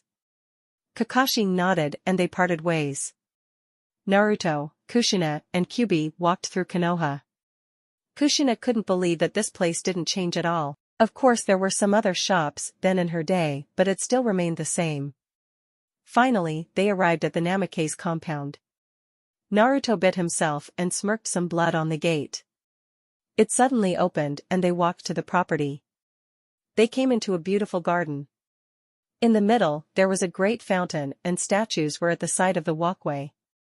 The house itself wasn't as big as other mansions, but it was still enough to maintain at least 40 people. The house itself was well furnitured.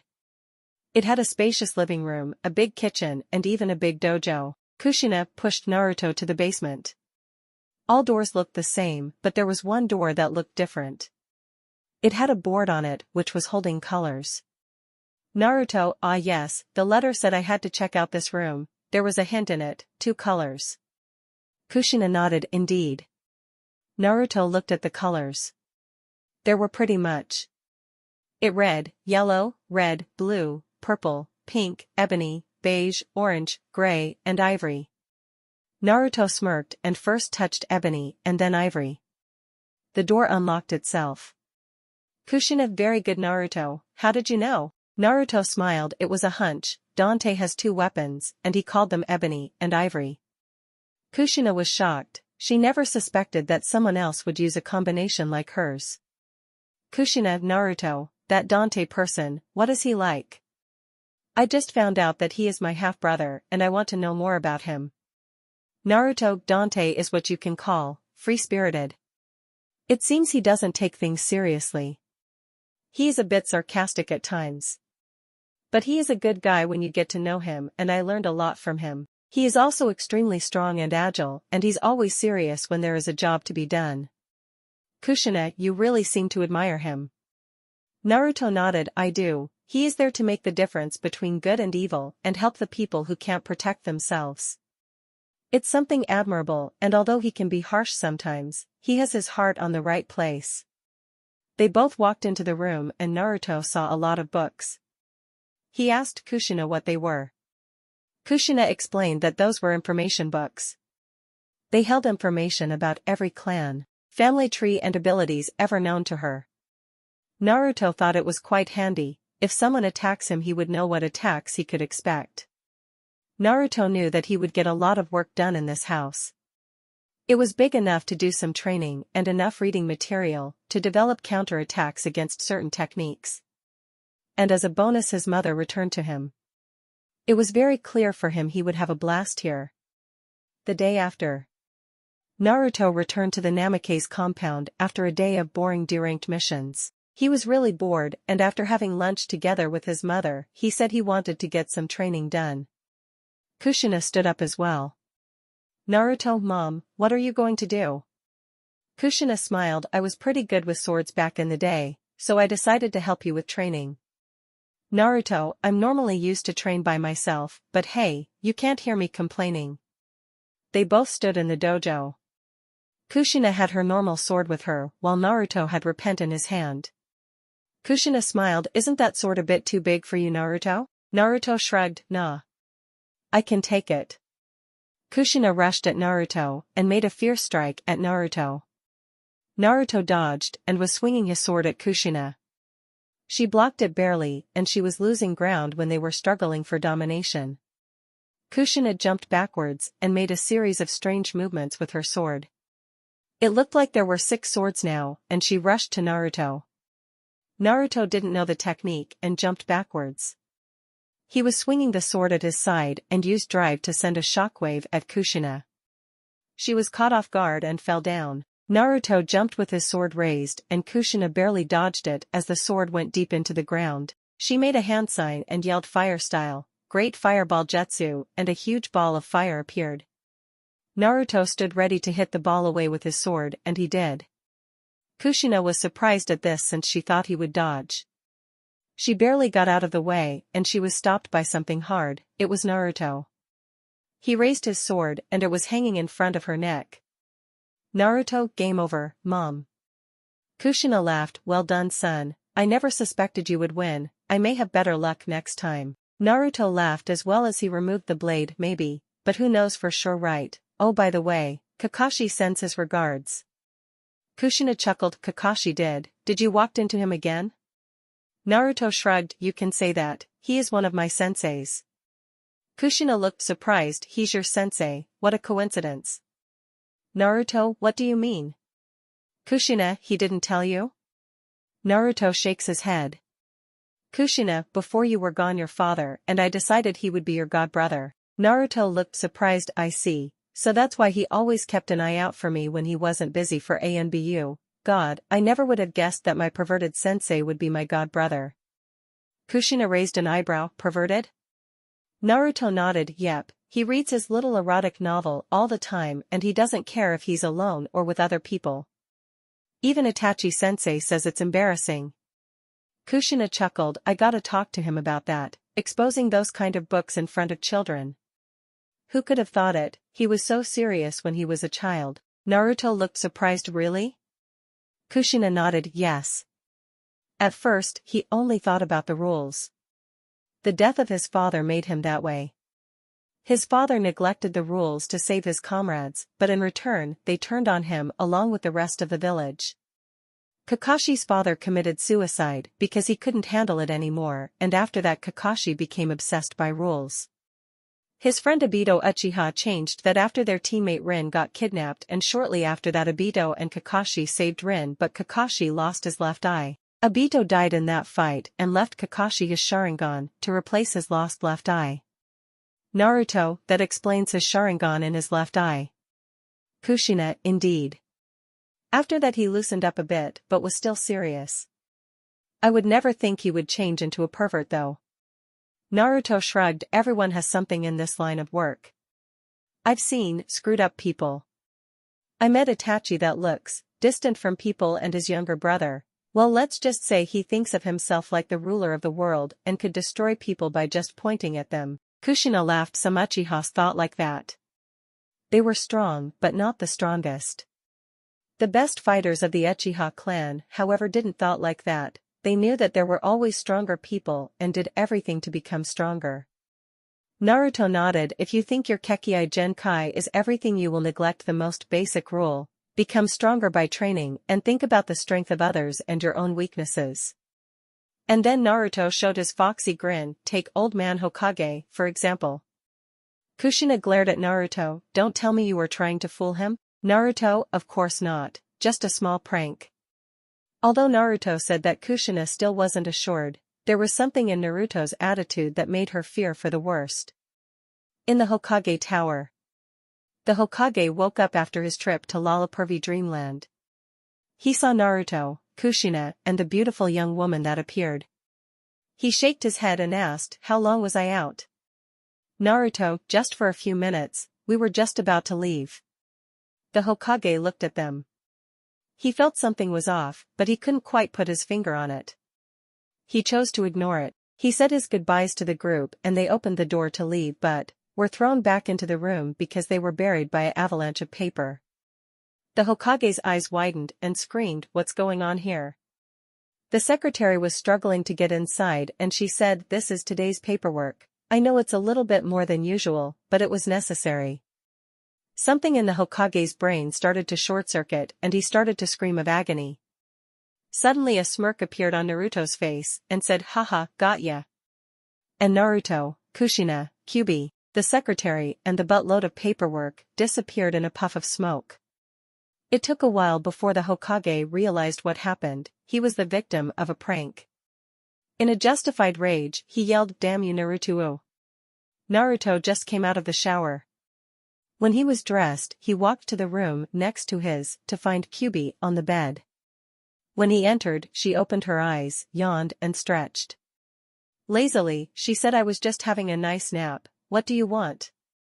Naruto shrugged, just checking up on you, so how do you like the new residence? The Kyuubi chuckled, it isn't half that bad, it's pretty spacious.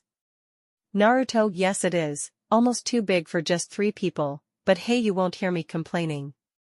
The Kyuubi smirked, you will need all the space sooner or later. Naruto, I don't think so, have you seen this place? It can household more than 40 people. The Kyuubi looked serious at Naruto, that brings me to another important thing, and it isn't something you would like. Naruto looked strangely at Kyuubi, what is it Q? The Kyuubi sooner, or later, you will need, wives. Naruto's eyes bulged out, wives. As in, more than one. The Kyuubi chuckled, yes, unfortunately it's one of the universal laws, when a race runs low on people, their bodies urge to reproduce, a lot. The same goes for devils. Only you, Dante, and your mother are the only devils left in this dimension, and therefore. Naruto smirked, you're teasing me, right? Before I became a half-devil, Dante was the only active devil and he never had the need to settle. The Kyuubi shaked her head, he is a different case.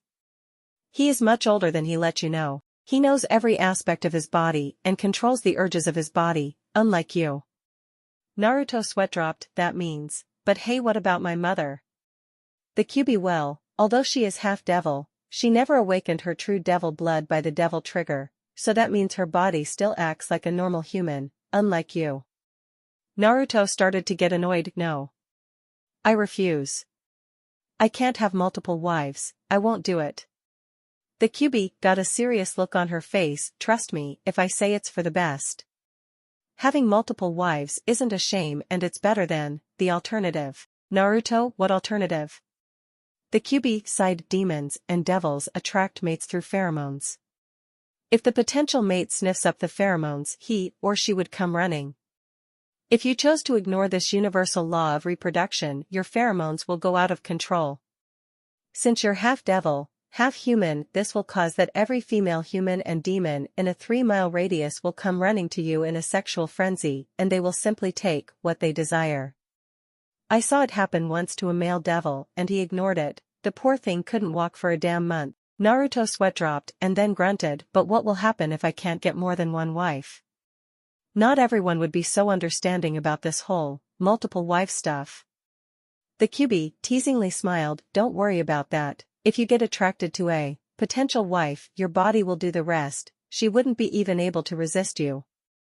Naruto, this is just great, first this whole thing that I am being abused by villagers, then to gain power I gain a future mate, and now this, really, what god did I piss off to deserve this? No offense Kyuubi. Kyuubi smirked, none taken, of course you would be pissed, but think about it from the bright side, a lot of adult men would kill someone to be in your shoes, even that perverted sensei of yours.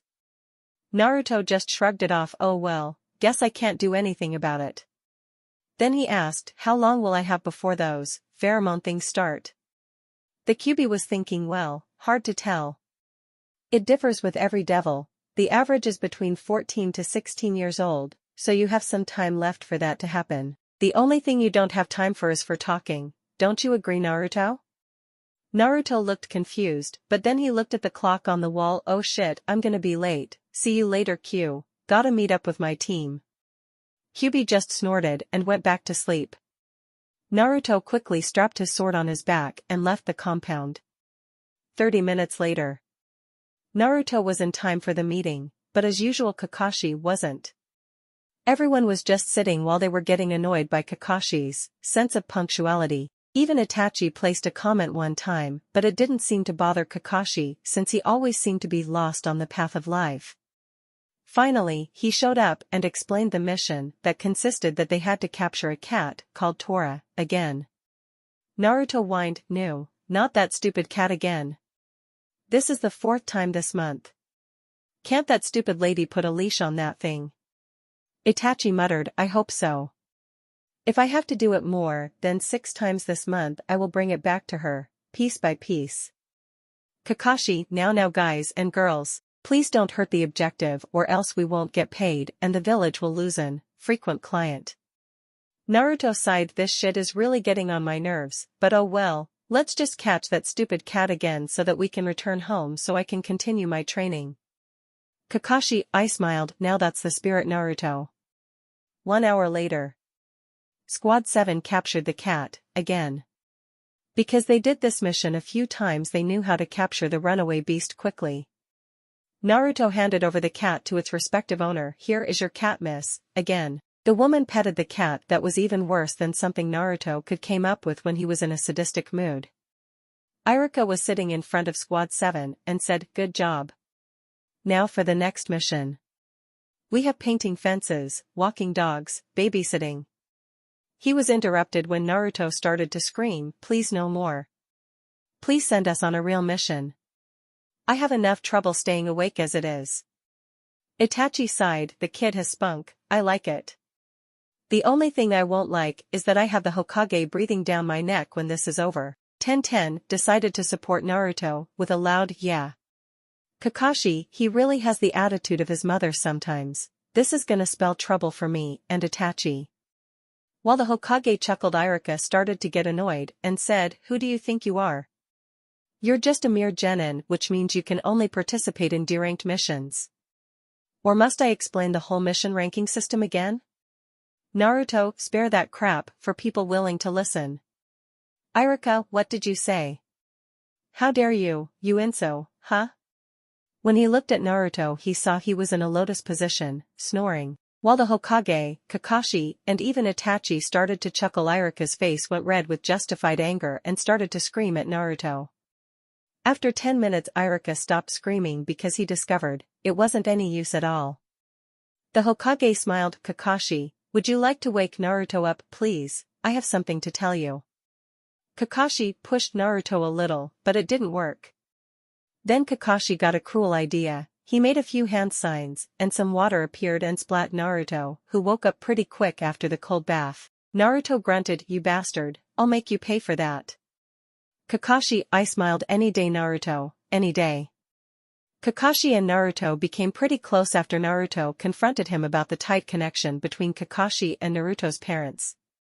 The Hokage interrupted the two now to get serious. "I heard that you want to have a higher mission, and I decided to give you one." Naruto and Itachi smirked, while Tenten and Ino let out a little cheer. Kakashi, just I smiled and said, "What does the mission entail?" "The Hokage, you will escort a man to the land of waves. He is a bridge builder and you will protect him until he finishes his bridge." The Hokage gave a signal to let the client in, and soon he walked through the door, holding a bottle of sake. The man said, "Hi, my name is Tazuna, and I am a master bridge builder." "What? They are sending brats now? How are they able to protect me on my journey? Especially that blonde guy with the stupid look on his face." Suddenly, everyone felt a wind while Naruto was holding his katana. And then without a warning, the bottle of sake fell apart. It did not break, it just slid it apart in pieces. Naruto said with a deep dark voice, "I am quite capable, and sometimes I have a short fuse, so I advise you to never talk about me or any of my companions like that again, or else you will lose more than your booze, got it?" Tazuna nodded with eyes big of fear, and the Hokage spoke again with a sigh. "Then I would only like to say two things. First of all, you will be accompanied by another student, Sasuke Uchiha." This little bit of information had various effects on everyone. Itachi and Kakashi let out a huge sigh. Sure, Itachi was Sasuke's older brother, but he had such a big ego. Tenten and Naruto cursed under their breath, and only Ino let out a little hooray in her mind. The Hokage smiled. He knew Sasuke wasn't popular in the village except with his fangirls. He only hoped that Naruto would get along with him since he heard what he did to Sasuke on the academy. He continued, "And second thing is to end this conversation, you will return to your homes and pack for the journey and equip yourselves. Now dismissed." Everyone left, but Kakashi was held back by the Hokage. The Hokage spoke to Kakashi. "Kakashi, I know you have tight connections with Naruto, is that correct?" Kakashi nodded. "Indeed. As you know, his parents designated me as his god brother, and a few days ago, he found that out, and since then we spend some time together." "Why?" The Hokage smiled. "I know he and Sasuke were never on good terms to begin with. It started on his first day of the academy. It seems he did something to deserve Sasuke's anger, and Sasuke, in turn, tries to get back on him any way possible. Kakashi sighed. I knew it would come to this, so you want me to prevent an all-out war between Naruto and the young Uchiha? The Hokage nodded. Indeed. Young Sasuke is very proud and never forgot what Naruto did to him at the academy. Naruto has a "don't screw with me, or you're dead" attitude. A conflict is bound to happen. Kakashi looked at the Hokage. I will do what I can, but I can't make any promises. Sasuke let his ego grow so big that it will blow up right in his own face, sooner or later. By the way, he can better learn that through Naruto than with an enemy that wants him dead. The Hokage sighed. The huge ego was the problem of young Sasuke Uchiha. He knew it just as much as Itachi did. The Hokage said, I know, but if he pushes Naruto too far, I don't know what's worse, an bloodthirsty enemy or an pissed off Naruto. Kakashi sighed. Fine, I will watch those two, but don't get your hopes up. Sasuke might have some bruises when he returns. And then Kakashi left. 1 hour later. Sasuke was the first one that waited at the gate. Shortly after that, Ino appeared, who immediately started to annoy Sasuke about a date, who responded the way he usually did. He ignored it while he was brooding. Then Itachi and Tazuna appeared. Tenten and Naruto also appeared at the same time. He met her when he went to the gate after he made a quick stop at his residence to return Kyuubi to her place. Sasuke snorted when he saw Naruto, but didn't make any comments. 10 minutes later, Kakashi walked to the group while he was reading his little orange book. Kakashi looked up. I see everyone is here, then let's start walking. After a few minutes they started their mission. Sasuke went to the back of the group where Itachi was. Sasuke, hey bro? Itachi looked at Sasuke. What is it? Sasuke, what do you know about that Naruto kid? Itachi shrugged. He seems nice enough.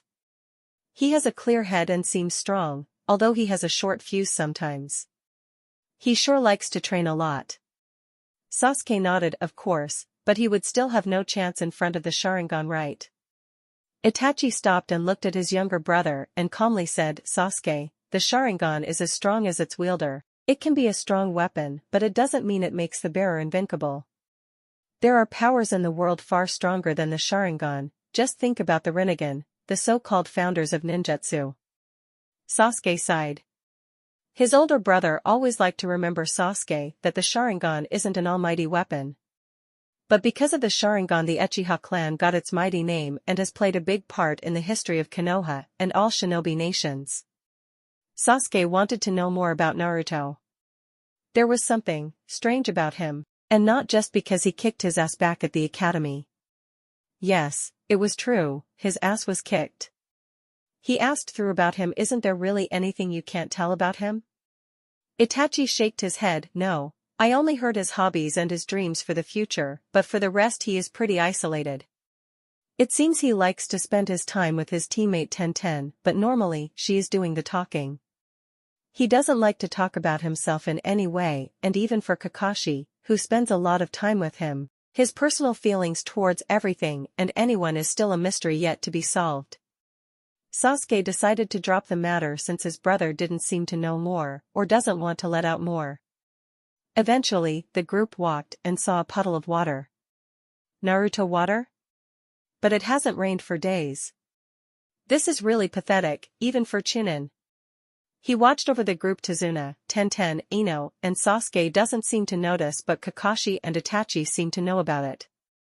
Naruto suddenly let out a small cough, catching Kakashi and Itachi's attention. He looked at them and Itachi blinked 2 times. Naruto gave a barely visible nod. It seems the 2 jonin want to wait and see what happens. When they were a few feet from the puddle, 2 ninja came out of it. They were connected with their gauntlets by a chain. They rushed towards Kakashi, who was torn apart by the sharp chain. Itachi got in a defensive position and yelled, Genin, protect Tazuna. He turned to the 2 ninja. Who are you? What do you want? They chuckled. We came for the old man. Leave now, and you will get to live. Itachi wanted to place an remark, but suddenly he was tackled by Naruto. He felt something flying over him. It were hell prides, and they suddenly killed the 2 ninja. Kakashi suddenly came out of the bushes. Ino was surprised. Kakashi, I thought you were dead. Kakashi answered, looks can be deceiving, Protect Tazuna, these things are dangerous. Ino looked at the place Kakashi was killed and saw a log that was turned to shreds. Itachi was back on his feet, thanks Naruto. I didn't notice them so quickly. Normally the atmosphere changes a little when these things appear. Naruto got repent off his back and smirked, don't mention it, and you're right, so that means they spawned a little bit away from this place, which means they were summoned. Itachi looked at Naruto, summoned? Naruto, I'll tell you the details after this, first we have to kill these little bastards. Itachi shook his head and wanted to say that Naruto should stay back, but Kakashi interrupted, let him be. Itachi, you couldn't stop him anyway, and he is quite capable to handle these things, let's go. And with that the trio attacked. Both Itachi and Kakashi were doing pretty good, although they only had a kunai. Naruto rushed at him with repent and start chopping away at some hell prides. Then suddenly he was surrounded. He smirked and his sword started to glow red and he smashed it on the ground. All of the hell prides were thrown into the air because of the impact. Naruto jumped up while he placed repent on his back. He got out Yamato, and although it didn't seem like he moved, all of the hell prides were gushing out blood. But no matter how much they killed, their numbers kept increasing. Kakashi, darn it, is there no end to these things? Naruto, it seems not, and that means that there is a higher demon nearby, we gotta kill it before we are overwhelmed with hell prides. Itachi, any bright ideas? Naruto smirked, like I said, kill the higher demon and the hell prides will disappear. Kakashi, can you handle these little bastards together with the others so that I and Itachi can take care of the higher demon? Kakashi just sliced a demon in half and gave Naruto a thumb up indicating he would manage. Naruto gave Itachi a quick nod and they left to the place the hell prides came from. After 2 minutes, they saw the demon. He looked human. He noticed Naruto and Itachi and turned around. He wore a black cloak. He was bald, but his face was decorated with a large beard. You could surely doubt he was demon, if he didn't had those red eyes. The demon had a soft voice and he spoke, so, you two were able to find this place, and were able to reach it alive, impressive. Naruto faked like he was hurt, you really thought those hell prides could kill us? I'm hurt. The demon looked at Naruto, and said, you dare to mock me, human? I will show you what a real demon can do. He screamed as dark smoke enveloped his body. Eventually it dissipated and revealed the demon's real form. It had gray armor and large curved horns. Its eyes glowed red. Instead of 2 arms, he had 4 with the lower ending in scythes. The demon shouted, now do you see my glorious power? Naruto just cocked his eyebrow, glorious? More like ugly, and that smell, damn, that smell can knock an opponent of his feet. The demon seemed to be shocked by the mockery while Itachi whispered in his ear, would you like to get us both killed? Naruto just ignored him while the demon was screaming, you insolent human. You shall die. And the demon attacked. Both Naruto and Itachi dodged his rush. The demon quickly went after Naruto, but he didn't suspect Naruto would turn his dodge into an attack. Naruto grabbed repent and quickly cut off the demon's lower arm with the scythe on it. The demon screamed in pain and in a blind rage, he attacked Naruto again, quickly simply dodged the attack, and before the demon knew it the other arm was cut off, leaving the demon with just 2 normal arms. Naruto smirked, so much better, don't you think? The demon grunted, I will get you for this, pathetic human. And suddenly a sword appeared in the demon's hand. He ran towards Naruto and slashed. Naruto blocked it and he and the demon were fighting for dominance. Naruto was pushed back a little, but suddenly the demon stopped fighting and collapsed. Naruto looked at the reason why the demon collapsed and saw Itachi. Itachi, if you are fighting 2 opponents, be sure you won't get blindsided, demon. The demon smirked, this is far from over, my master will avenge me, you can count on that, haha, and with that the body turned to dust. All the hell prides disappeared and the dust began to act strange. It came together and took the form of something. When it was done, there was a scythe laying on the place where the demon died. Naruto cocked his eyebrow and devil arm? Itachi looked at Naruto, devil arm? Naruto explained, when a strong demon is killed, sometimes his essence is formed into a weapon to serve the one that killed him. The weapon is then called an devil arm. It is a special weapon only suited for the one that killed the demon. It has special powers on its own that will be explained to the wielder through visions. Someone else can't touch or wield the weapon unless he killed the one that possessed the weapon or he receives it from him, so I guess, it's yours. Itachi looked at it and grabbed the weapon. He suddenly heard a voice in his head whispering abyss. Itachi felt information running through his mind and started to test them. He saw a tree and slashed the scythe to it while he whispered ghostly devastation. Suddenly small reaper-like ghosts went to the tree destroying it. Itachi whispered impressive, I like it. Naruto nodded, you should, it's a rare thing you obtained a devil arm. Itachi looked at Naruto, how do you know all this? Naruto smirked, my uncle who adopted me hunt these things for a living and he taught me a lot. Itachi interesting, going to ask the Hokage about this, uncle. Let's go back to the others. Naruto nodded and they left. When they returned Naruto was relieved, no one was killed. Even Sasuke was alive, that made his mood go down a little, but hey, you can't have everything right. Naruto arrived and saw something he didn't like. Ino fought for her life and even killed 3 demons, 2 more than Sasuke since he was mostly covered by Tenten. Ino, Sasuke, did you see that, great huh? Sasuke, more luck than skill. Ino, why are you always putting me down? Sasuke, because, you're annoying. Ino glump Sasuke, please, don't be so mean, I didn't do anything to you. Sasuke hit Ino away with his elbow, I said it so many times, stay away from me. I have no interest in you whatsoever. Ino was wheezing and crying on the ground because the elbow hit her pretty hard. Suddenly Sasuke felt something scrape by his face. It was a chakra bullet from Naruto. With a dangerous glare, he said to Sasuke, you're really in disgrace, aren't you? We're supposed to work together on this mission, but you rather hurt one of your own allies. Next time I see you're hurting one of my teammates or any other girl, you will know how it is to live like an eunuch. Sasuke shivered when he saw Naruto's dangerous glare and heard his voice. Kakashi's eye closed half, which gave his visible face and helpless look. He thought to himself, I should prevent this thing from happening, but he deserves it. Why doesn't he have the morale standards like Itachi? Itachi also had his own thoughts about his little brother. Why are you being such a disappointment, Sasuke? Why don't you show any warm feeling to anyone? Oh well, you deserve that treatment Naruto just gave you, because Naruto is right. Then Itachi turned to Tazuna, we need to talk. You lied to us. Tazuna started to sweat and said, what do you mean? Naruto, he means the fact that 2 amateur Chunin lowlifes came for you. If the Hokage knew that he would classified it as a higher-ranked mission. Tazuna decided to come clean since there was no use in lying anymore, it's true. The land of waves is a poor country and the little money we earn is being taken by the man who rules our country, Gato. Itachi Gato? As in Gato import and export?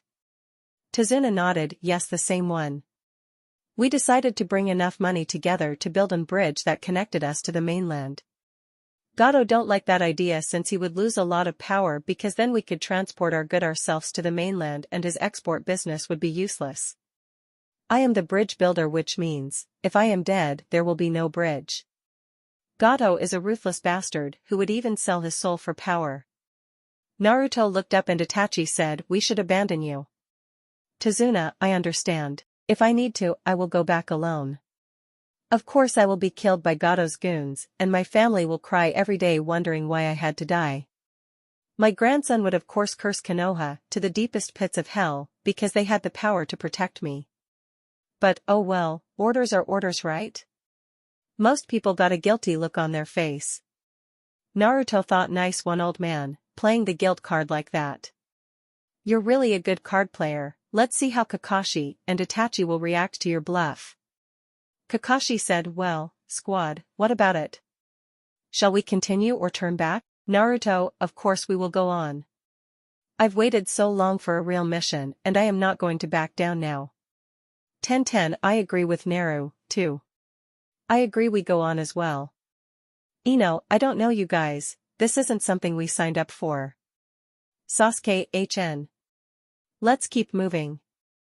Itachi, then it's decided.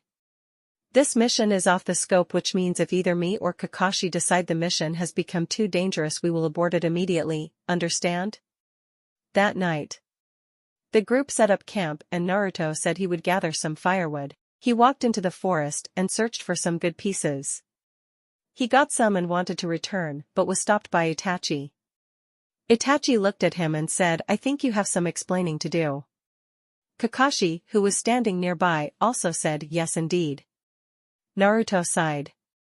He knew this day would come eventually. Naruto, my uncle Dante, who adopted me when I was 4, hunts these creatures called demons for a living. Since I was young, he was training me and passed down a lot of knowledge onto me. Itachi, you told me that before, but that doesn't explain the power you have to fight those things. Naruto smirked, "That's simple, a good diet and a lot of liquids." Kakashi, cute, but we don't buy that. Naruto sighed, "There is no way I can fool you, right?" Both the Jonins got a serious look on their faces, and Naruto decided to come clean. He explained everything. Itachi was amazed. Kakashi, on the other hand, was shocked. The wife of his sensei was a half-devil and Naruto as well. Kakashi, so, you're a half-devil, with extraordinary powers. The Kyuubi is actually a she, and she helped you, and in return, she wants to be your, mate. Naruto nodded, that's about it. Of course this is supposed to be a secret and I discussed it with the Hokage already that if I have to use my devil trigger on this mission that we could explain it as in Kekkei. Itachi nodded, that would be a plausible explanation. That way no one suspects anything about your heritage. Naruto, right. Now let's go back to the others, before they start to suspect something. The 3 people returned to their camp. Sasuke gave them a suspicious glare, but didn't ask anything because he knew neither Itachi and Kakashi would answer and Naruto would only give stupid or sarcastic remarks. Strangely enough, it was Ino who started a conversation around Naruto. She looked at Naruto's hands a few times and noticed something strange. Ino, Naruto, may I ask you something? Naruto looked at Ino, sure. Ino, I saw the palms of your hands, and I noticed that you have a big scar on each one on the exact same location. Kakashi and Itachi startled since they both heard what happened to Naruto when he was little. How will Naruto react on that question? Naruto smiled, I can tell you guys, I wasn't popular enough when I was a kid and some jonins thought it would be nice to crucify a defenseless child of 4 years old. Ino, Tenten and even Sasuke looked shocked at Naruto and Tenten cried out, that's terrible. Sasuke, humph. Just a story to make yourself look important. Ino, shut up Sasuke. Before Sasuke could respond, Itachi came into the conversation. It is true, Naruto was an orphan and was abused, beaten and tortured a lot. Of course the Hokage tried to stop it, but he can't see everything. One day his uncle came to the village by chance and saw a boy who was crucified after he was abused. He took care of the jonin who did that to him and he quickly found out that the child was his nephew. He went to the Hokage and decided to take away Naruto for his own protection and for training. Naruto glared at Itachi while a little bit of humor was in his eyes. You know more about me than I do, you should be my biographer. Itachi turned away his head. It's information every chunin gets when they graduate. You're one of the most extreme cases we had in Konoha, and we made an example how to respond to that kind of situation. Sasuke just glared at Naruto. Ino noticed it and said, yeah, you're not the only one with a hard past Sasuke, and at least Naruto didn't become a jerk like you. He's twice the man you will ever be.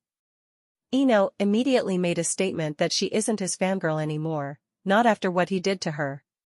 Sasuke growled and wanted to jump up, but one glance from Naruto stopped him. In his mind, he already made up that he will get Ino for her insolence. If he couldn't get Naruto, he will simply take his anger out on Ino. Later that night, Sasuke had a very interesting conversation with Itachi. Sasuke, big brother, what you said earlier about Naruto, is it really true? Itachi nodded, it's true, the story is far less gruesome than the real thing. I can tell things about what happened to him to give you nightmares.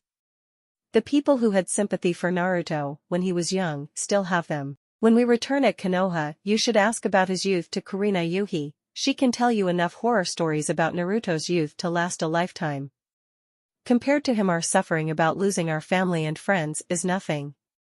Sasuke snorted, like what? Now I'm getting interested. Itachi sighed. Sasuke was developing an unhealthy interest in Naruto, and he said, I don't know the specific details, but I heard he was haunted, abused, and tortured almost every week. Some even used powerful genjutsus on him. Sasuke, then how can he be so cheerful at times? Itachi looked at the sky. Even I don't know that. I don't know his cheerfulness is a masquerade or real. Maybe he decided at one point of his life to make the best of it and stopped crying and moping.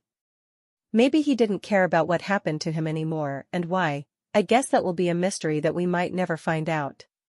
With Naruto and Tenten. Naruto and Tenten had the same kind of conversation like Itachi, and Sasuke had only it started a bit more cheerful. Naruto just told her about the prank he pulled on the villagers. He ran away from them and led them straight to the ANBU headquarters, who immediately took care of them. Tenten laughed, you really did that? That would give the villagers something to think about. Naruto smiled, it certainly did. I think I heard one of them call out to his mommy. Tenten got a more serious face, why were you hated so much, Naruto? Of course Naruto knew the reason but found it unnecessary to tell Tenten right now. He simply shrugged and said, I really don't know. Perhaps they didn't like my face, who can tell? Tenten, but how did you survive and even stay so cheerful?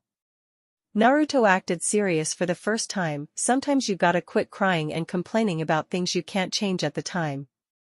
If you go that way you either end up like Sasuke bastard or you simply destroy yourself. Tenten showed her smirk again, thank Kami you didn't turn out like Sasuke, one of those is enough for Konoha, thank you very much. And his fangirls are as stupid as he is. Naruto smiled as well, that's one of the few things I thank Kami for, and for the fact you're not one of his fangirls. You're the only girl I can chill with. Suddenly they stopped talking when Ino came to sit by them. Naruto and Tenten looked surprised and Tenten said, Sasuke is over there with his brother. Ino just looked at Tenten, I know, that's why I am sitting here, far away from him. Naruto smirked, well look here, someone received a bad wake-up call and faced that the brooding dark superhero is actually a good-for-nothing attention getter. Ino got a mad look on her face, I'm done with him. He treats his fangirls like garbage and ignores them, but that elbow hit he gave me was enough for me. I've been an idiot, but not anymore. Naruto nodded, good, then you can finally move on with your life and do more useful things, like training. Ino smiled, perhaps I will, but be careful, I might get stronger than you. Naruto startled a bit. He didn't expect that response, but then he smirked and said, yeah, right. The day that will happen is the day that hell freezes over. They talked a bit and then decided to go to sleep. They didn't know what will happen tomorrow, but if something happened they need their rest. The next day. The group woke up and started walking. Itachi and Kakashi took the front, followed by Tazuna. After that came Sasuke who walked alone and after that came Naruto, Ino, and Tenten. Naruto and Tenten found out that Ino had a personality, and a nice one at that. Soon the two girls could get along just fine. Naruto walked a bit faster until he reached Kakashi. Kakashi looked at him and said, is there something you wanted to say, Naruto? Naruto walked next to Kakashi, I've been thinking. Kakashi, that's a surprise. Naruto snorted, very funny. I've been thinking about the demon attack from yesterday. It was a little bit too convenient that a larger demon appeared on our way to escort Tazuna back to his home. Kakashi looked strangely at Naruto, what do you mean? Naruto, I started thinking when Tazuna said a simple sentence, Gato is a ruthless bastard who would even sell his soul for power. I think, maybe he has. Both Itachi and Kakashi gave Naruto a strange look and Naruto sighed, normally higher demons doesn't involve themselves with humans. But sometimes a higher demon can be tempted to offer his services to humans for a payment. Unfortunately, for the summoner demons doesn't accept money, rather their soul.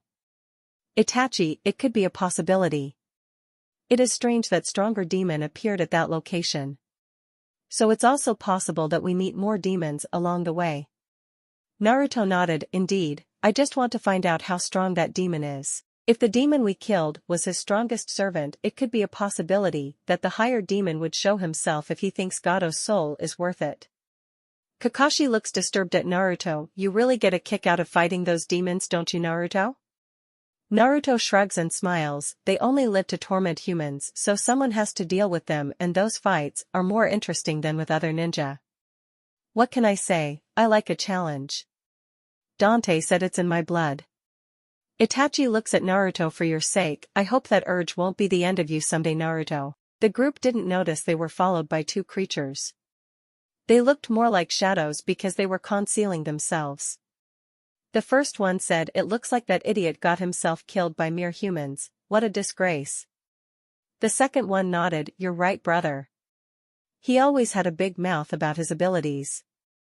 I'm glad they killed him so that we don't have to hear him bragging about how strong he was."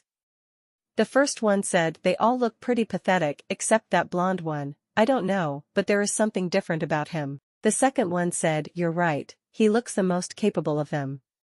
But it wouldn't matter, a human is a human and they are no chance for us, let alone our master." The first one responded, "You're right, we let those two hired ninjas do our dirty work. Only I'm still not comfortable about that female, she is too soft." The second one nodded, "But strong for human terms, we'll see what happens and intervene if necessary." They wanted to leave, but heard a click sound. They turned around and saw a man with white/silver hair dressed in red. One of the creatures hissed, "Dante the Dark Knight. The son of that traitor Sparta, what are you doing here?" Dante smirked, "I've been here quite some time now and heard you annoying conversation. You know I really hate Siamese demons, they're annoying. So, who are you working for and what is he planning?" The second creature hissed, "We won't tell you, our master will kill us." Dante shrugged and calmly said, "Perhaps, but if you won't tell me you die anyway, and on top of that, it would be much more painful." The creatures looked at Dante with eyes filled of hate and a little bit of despair. They both heard the rumors what happened with demons who wouldn't tell anything to Dante, a fate even worse than the lowest circle of hell. They remained silent for a while and Dante said, tick tock, time is running out you boys, so what's it gonna be? Are you two gonna spill the beans, or are we gonna play the demon anatomy game? One of the demons looked scared and said, "Please not that, we'll tell you anything." Dante got an icy glare in his eyes and said, "Then start talking." The demons told him everything, about that Gado summoned their master from the demon realm. That Gado would give his soul for wealth and power and that the demons would do anything to prevent that the bridge would be built. They even told their master's name and abilities. Dante smirked, "Well done, that wasn't so hard, was it?" One of the demons said, "Can you remove your guns please?" Dante's smirk became even wider, "No. I didn't say I would let you guys live." The eyes of the demons widened, "What? You lying bastard." Dante made an insulted face, "I didn't lie. I never said I would spare you guys if you spilled your guts. But I'll make it up to you, you guys will die quick and won't feel a thing." The two demons lunged at Dante in a pathetic attempt to save their lives. Dante smiled and said, "Jackpot," and he pulled the trigger and left two demons dead on the ground. With the group. The group was traveling by a small, simple boat. It didn't have an engine so that they wouldn't get noticed. The fact there was a thick mist helped in that department. Tazuna explained the situation the land of waves was in and how the people lived. The boat reached shore and the group disembarked. The group obviously heard something in the bushes. They looked at it intensively and soon a rabbit came out of it. Its fur was as white as snow and was looking at the group. Kakashi was thinking, a rabbit? But why is its fur white? They only get that in the winter when there isn't much sun, which means it was raised in a dark place. Something's wrong here. He suddenly said, "Get down." Everyone went to the ground except Naruto, who just sidestepped. A huge blade was spinning in midair and ended in a nearby tree. The next second someone was standing on the blade. The man looked scary, although only his eyes were visible because the lower part of his face was covered with bandages. The man said, "I see why the two demon brothers of the mist couldn't finish the bridge builder off. Who would have thought that he would be escorted by two of Konoha's finest, Kakashi Hatake, the copy ninja, and Itachi Uchiha, the dark menace. The two jonins looked up and Itachi said, Zabuza Momochi, the demon of the hidden mist. Zabuza, I'm honored, you know my name. The only thing that I find disrespectful is that you two brought along those pathetic excuse for ninja. Sasuke was strangely enough shaking and was thinking, I've never felt so much killing intent before. This suspense is killing me, jonin fighting to survive. Kakashi noticed Sasuke shaking and I smiled while he said, don't worry Sasuke, I never let my team down. Although Sasuke was shaking, the words of Zabuza had another effect on Naruto. He was pissed off. Naruto said, hey no brows, why don't you find out how much of a sorry excuse for a ninja I am, and what's that big sword for? Are you compensating for something? Zabuza glared at the young blonde, shut up when grown-ups are talking brat. I won't get worked up or insulted by a genin brat who is playing ninja. Naruto smirked, why not? Because you can't think of a good comeback or just because you're plain stupid? You don't have much working for you, I can see that already. Zabuza was growling while Kakashi and Itachi made an helpless expression. Kakashi was thinking, Naruto, why do you always have to be the nail on someone's coffin? Itachi was thinking something similar, it's just like with that demon. But this isn't a simple demon Naruto, and I don't know if you can handle your first human kill yet. Suddenly Zabuza was laughing, you've got guts kid, I'll hand you that. You know what? If Kakashi and Itachi stay out of it, I'll consider if you'll be my warm-up. Naruto was stretching his limbs like he was getting prepared for a simple sparring match and said, fine with me, but I think I'll be more than just a simple warm-up. Itachi said, we won't allow that Naruto, it's just two. Suddenly Kakashi raised his arm in front of Itachi and said, we agree, but Naruto be careful, he didn't get the title of Demon of the Hidden Mist for free you know, those kind of names are earned. Itachi looked surprised at Kakashi and said, Kakashi, what do you think you're doing? Kakashi leaned over to Itachi, Naruto revealed his heritage last night and I just want to see how far those abilities go. In the worst case, he gets beat up a little and we can intervene. Naruto got repent of his back and Zabuza whistled and said, so you like swords too? I gotta say it's excellent craftsmanship, but weren't you talking about compensating for something? Naruto shrugged, I'm compensating for all the ugly faces around the world like yours. I chop them off and make the world a more beautiful place, unlike your meaning of compensation. A vein popped out of Zabuza's head and yelled enough, and he rushed at Naruto. Naruto thought he's pretty fast for such a big guy and he blocked Zabuza's attack with repent. The two started a fierce sword duel. The two fighters proved that their skills with a sword was excellent. Every time Zabuza striked Naruto blocked and the same thing happened when Naruto striked. At one point the two swords connected and the two were in a deadlock. Naruto slowly started to slide his sword against Zabuza's so that small sparks appeared between the blades. Zabuza lost his focus on the deadlock for a part of a second and Naruto took his chance. He pushed Zabuza's sword away and kicked him in the midsection. Zabuza made a smart move and turned his body backward so that the hit would only scamp him. The two took their distance and Zabuza said, not bad brat, your skill with a sword is impressive but, you'll need more than sword skills to win against me. He quickly put the sword on his back and made some hand signs. Itachi could clearly see with his Sharingan what he was planning. Zabuza stopped with the hand signs and said water style, water dragon jutsu. A dragon made of water appeared and rushed at Naruto. Naruto smirked and jumped high in the air. Suddenly some sort of platform made of energy appeared and Naruto jumped higher so that he was jumping over the dragon made of water and Naruto said while he was descending at Zabuza's direction blade of wind. Suddenly Zabuza gushed out blood when Naruto hit him. He had a huge slash wound on his chest. The eyes of Kakashi and Itachi widened. Kakashi thought a nature-type jutsu? That's way too advanced for Genin. Itachi a nature attack? He has been trained well. Zabuza looked surprised at Naruto while he was thinking that brat even wounded me. I've underestimated him. I guess I have to get more serious. I'll kill him first and then retreat in the mist so that Kakashi and Itachi can't take advantage of me in my weakened state. Zabuza said while he closed his eyes, ninja art, hidden mist jutsu. Suddenly a thick mist appeared around the area, and Zabuza laughed ominously, and said, I have to say you had a good run, brat. You even convinced me that you're worthy to be called a ninja. But now your life is about to end. Naruto closed his eyes, and said, don't be too sure about that. Zabuza laughed persistent to the end. Heh? I like it. If you weren't on the good side we could have been partners, and nothing would be out of your gra. Bang. Suddenly the bang sound was followed by a loud scream. It seemed Zabuza received a terrible hit. The mist cleared a bit because Kakashi released some chakra, and everybody could see that Zabuza had a small hole in his shoulder. Zabuza panted of pain, and while he was holding the wound, he said, how did you find me?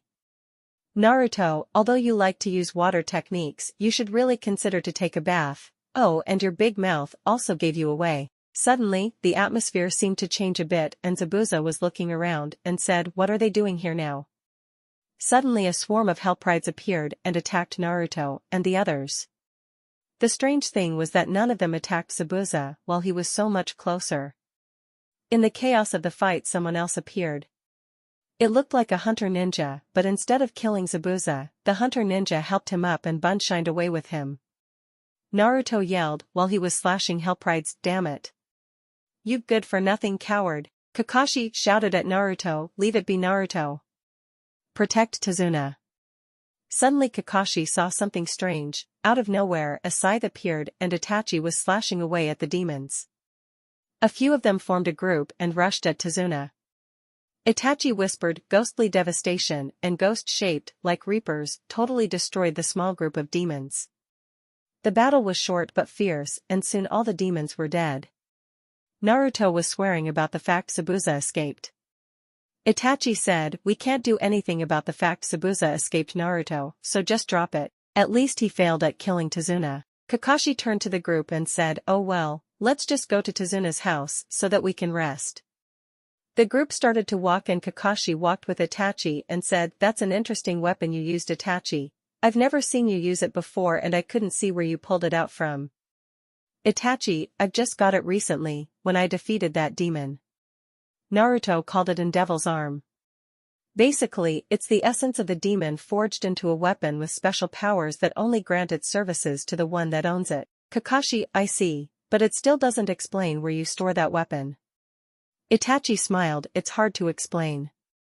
When you receive that weapon, it's like it's giving information to you on how to use it. You can summon it at will and it disappears again when you don't need it. Kakashi, I don't get that, Naruto. Every time we ask about this kind of things he's very mysterious about it. Itachi shrugged, I'm sure he has his reasons for that. Maybe he is holding back information that can get us in trouble, or maybe he doesn't trust us completely, yet. That's also a good option if you consider the way Konoha treated him in the past. Kakashi, but he trusts me, I'm sure about that one. Itachi, well, like I said, I'm sure he has his reasons. For example, can you imagine how ninja will react when they hear they can obtain powerful weapons by defeating powerful demons? Kakashi nods, I'm sure the ninja will organize a massive demon hunt in the hope they will obtain such a weapon like yours. Itachi, exactly. And there is a big chance they will be wiped out. Not everyone can defeat those higher-ranked demons. Kakashi sighed, since Naruto came things got much more complicated, and then to think about that mysterious Dante character. Itachi nods, he is a mystery indeed. We only heard stories from him, but no one could ever give a good description about him except white/silver hair shaped like a mop, just like Naruto's. Kakashi, well, we know he isn't evil. He fight those demons and he's quite good at it, and so is Naruto. Sometimes I really get the feeling he didn't show us his full strength yet. Itachi smiled, you're quite observant nowadays, Kakashi. Of course he didn't show us the full extent of his power, I would be surprised if he showed us half his strength. Kakashi looked surprised at Itachi, and why do you think that? Itachi shrugged, he takes things too easy when he is fighting. He always show his smirk, and even when we fought against that higher-level demon he wasn't really serious. The two stopped the conversation because they finally reached Zabuza's house. The group entered and Tazuna said, Tsunami, I'm home. A woman around her 30s came down the stairs and sighed relieved and said, Father, I'm so glad you're back. I thought you would have been killed. Tazuna smiled and said I would have been if these fine ninja didn't protect me. Tsunami bowed and said thank you for your kindness. Itachi bowed as well and said you're welcome. We didn't have much of a choice. If we left your father it would stand against all the things we believe in. Someone else came down the stairs. It was a small boy.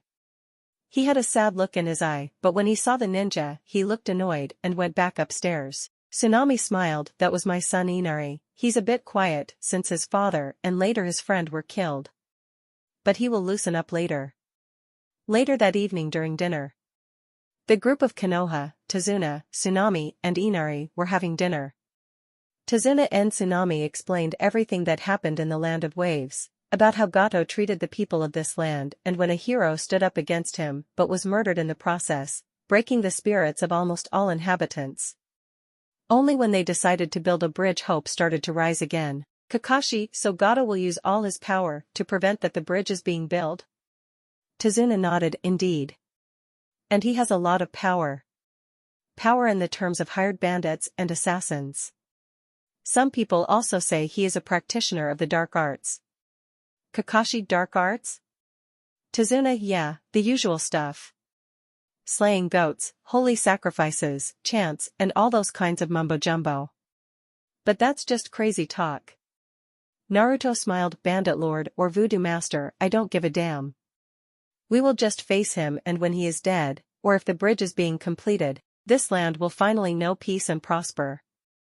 Inari, who was silent all this time, said, shut up, you don't know what you're talking about. You will all die when you will face Gato. Tsunami was shocked and reprimanded Inari, and with a smile on her face she said, I'm sorry for his behavior, he had a hard time. Naruto sighed, that friend of him being killed? Pathetic, instead of putting his head in his ass, he should do something about it. Inari looked mad at Naruto and screamed, oh yeah, you can say that, you have an easy life, you don't have to live in fear every single day. Naruto gave Inari an icy glare and slammed his fist on the table, oh you think I haven't? You're a little, whiny, good-for-nothing crybaby. Maybe I should give you a good spanking. You think about all those bad things that you miss the things you still have, so don't give me that idiotic crap about being pathetic. Kakashi looked at Naruto and said, that's enough Naruto, that's too much. Naruto snorted and got his coat and mumbled, I'm going to get some fresh air. And looks from his teammates followed him until he slammed the door shut behind him. Inari left the table as well, only he ran upstairs to his room. Tsunami looked strange and asked, what was that all about? Itachi sighed, let's just say that two different lifestyles collided. Naruto had a more terrible time than Inari, but decided to quit crying and do something about it, while Inari keeps on crying and whining about all the bad things that happened while he has a mother and grandfather to fall back to, unlike Naruto. Tsunami, I see, but shouldn't any of you follow him? Kakashi, no. We will just let him blow off some steam, he likes to process these kind of things alone. Somewhere else nearby, Zabuza was laying on bed. He was recovering from the fight he had with Naruto. Next to his bed there was a beautiful woman called Haku. Zabuza took Haku with him when she was little. She became an orphan at young age, because her father killed her mother because she had a rare Kekkei, and that was forbidden. Haku became a strong kunoichi under Zabuza's watch, and in return she helped Zabuza with his dream. Also Gato, a well-dressed, fat man with sunglasses on, was standing there, and he was accompanied by a strange man. The strange man was long and slim. He had medium red hair and was covered in black clothes. He looked uninterested at the ninja. Gato was here to laugh at Zabuza, ha, demon of the hidden mist. Give me a break. You thought you were almighty, but here you are, mangled like a little thug who got spanking from his daddy. Zabuza growled but decided to let it go because he could use Gato's money and said, I wouldn't be in this position if that blonde kid kept out of this. Gato's eyes widened behind the sunglasses and yelled, what? You were taken out by a freaking kid. The man who was with Gato got an interested look on his face and with his deep voice he asked, blonde kid? Did he had a big sword on his back? Zabuza nodded, that's right, and he was pretty skilled with it too. Gato turned to his companion and asked, you know that stupid kid? The man looked at Gato with a disgusted look in his face. It looked like Gato's face sickened him and he answered, well, if I'm correct that, stupid kid, was the child who was traveling with Dante, the Dark Knight. Gato, what has that to do with us? The man sighed. Dante is a warrior I wouldn't like to face. I'm sure that would be the end of me. Around 3 years ago, I heard from a demon that a blonde child was traveling with him, hunting and killing my kind. At that age, he was quite capable to measure himself up against even 4 hordes of lower demons, and I don't think his skills became rusty the last 3 years. Gato, I don't give a damn about what he can do, I have enough money to hire enough bandits to take out most opponents. Zabuza interrupted, no. This is my contract and I will take care of him. It won't be long before I can move again and then I will kill everyone, including the bridge builder. Gato nodded and together with the man who was with him he left. He whispered to the man, do you think you can defeat that kid? I think Zabuza is overestimating himself, a bad ninja trait. The man smirked, well I heard that the child is quite capable, but he still remains human, so I think I'll play with him when the time comes. Both men had evil thoughts, they kept to themselves. With Naruto. Naruto was walking in the nearby forest. He was thinking about what Inari said and his own past. He thought darn that kid, saying that he has it tough. At least he still have his mother. The Kyuubi said, but you also have your mother Naruto. Naruto but Q, only since recently. In the past I had almost no one. No friends, no family, no one to talk to and ask why I was being hated. The Kyuubi sighed, but Naruto, he's just a kid. There is no way he could know the suffering you had to endure. Naruto TSK. He should think about what he has, not what he has lost, and if he doesn't intend to protect, that he's worth nothing. Kyuubi remained silent. She knew it was no use to talk to Naruto when he was like this. Naruto suddenly stopped walking. He thought he saw something white in the forest and he focused. He saw a woman dressed in white. There was something strange about that woman, it was like she was emitting white light. She had red hair and smiled kindly to him. She turned around and made a gesture to Naruto to follow her. Naruto decided to take his chances and followed the woman into the dark woods. Naruto was following the strange woman. The woman didn't stop for 1 second. She didn't stop, she didn't speak and she didn't look back. It was like it was normal that Naruto followed her. They came to a clearing and the woman turned around. Naruto was looking at a gentle face. Suddenly a ruined old building appeared behind her. She turned around and entered the ruins. Naruto shrugged and followed her into the dark, creepy old building. The moment Naruto stepped into the ruins, a heavy stone door fell down and entrapped him. There was only one way Naruto could go, straight forward. The next room was very dark, he could barely see his own hand before his eyes. From 1 minute to the next candles lit. He saw the woman he was following clearly now. She had her red/orange colored hair tied in a ponytail and she wore a beautiful white dress with golden graphics in it. The thing that caught his attention the most was the beautiful necklace she wore. For the rest she was just wearing black boots. She looked at Naruto and then she faded. Naruto walked closer to the point she was standing. He saw a big piece of stone with seals around them. In each of those seals there was a word. One said justice, the other said love, the other said intelligence and the last one said friendship. Naruto stretched out his arm and touched the seal that said justice. Suddenly he heard a child screaming. He looked to the way it came from and saw a small child running while he was holding bread. The child was followed by a big adult who was holding a big knife and he was screaming, "Come here thief so that I can cut your arm off." Naruto was surprised when that child took cover behind him. The big adult stopped in front of him and said, "Hey boy, turn over the child. He's a thief and the law says that thief's right arm is cut off." The child let out a little scream and said, "But mommy and daddy are hungry, you refused to give them bread because they are different than other people." The adult snorted and said, "It serves them right, they don't belong here." And the big man turned back to Naruto, "So kid, what's it gonna be? Are you gonna turn him over or not?" Naruto seemed to think and said, and what if I pay for the bread he stole? The adult said, for the likes of him I don't accept money. Naruto smirked and said, I won't turn over the child. The adult looked surprised and said, fine. Then I will get the guards, and the big man turned around and walked away with big angry steps. The child smiled to Naruto and said thanks and ran away. Naruto could clearly see that the seal justice was removed. He walked back and touched the seal love.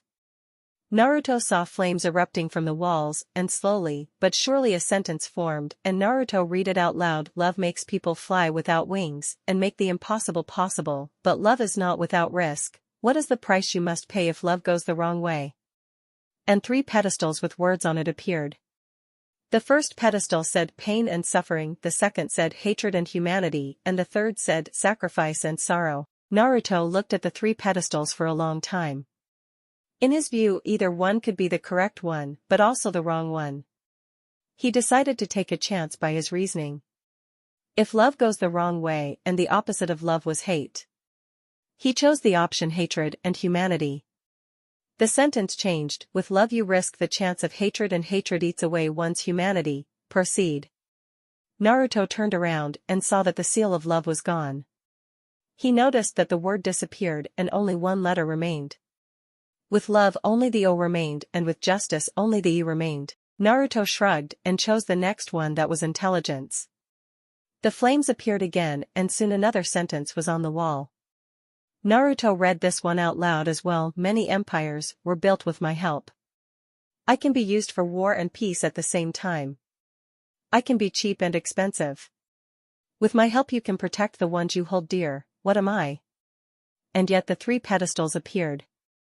The first one was sword, the second one was mankind, and the third one was stone.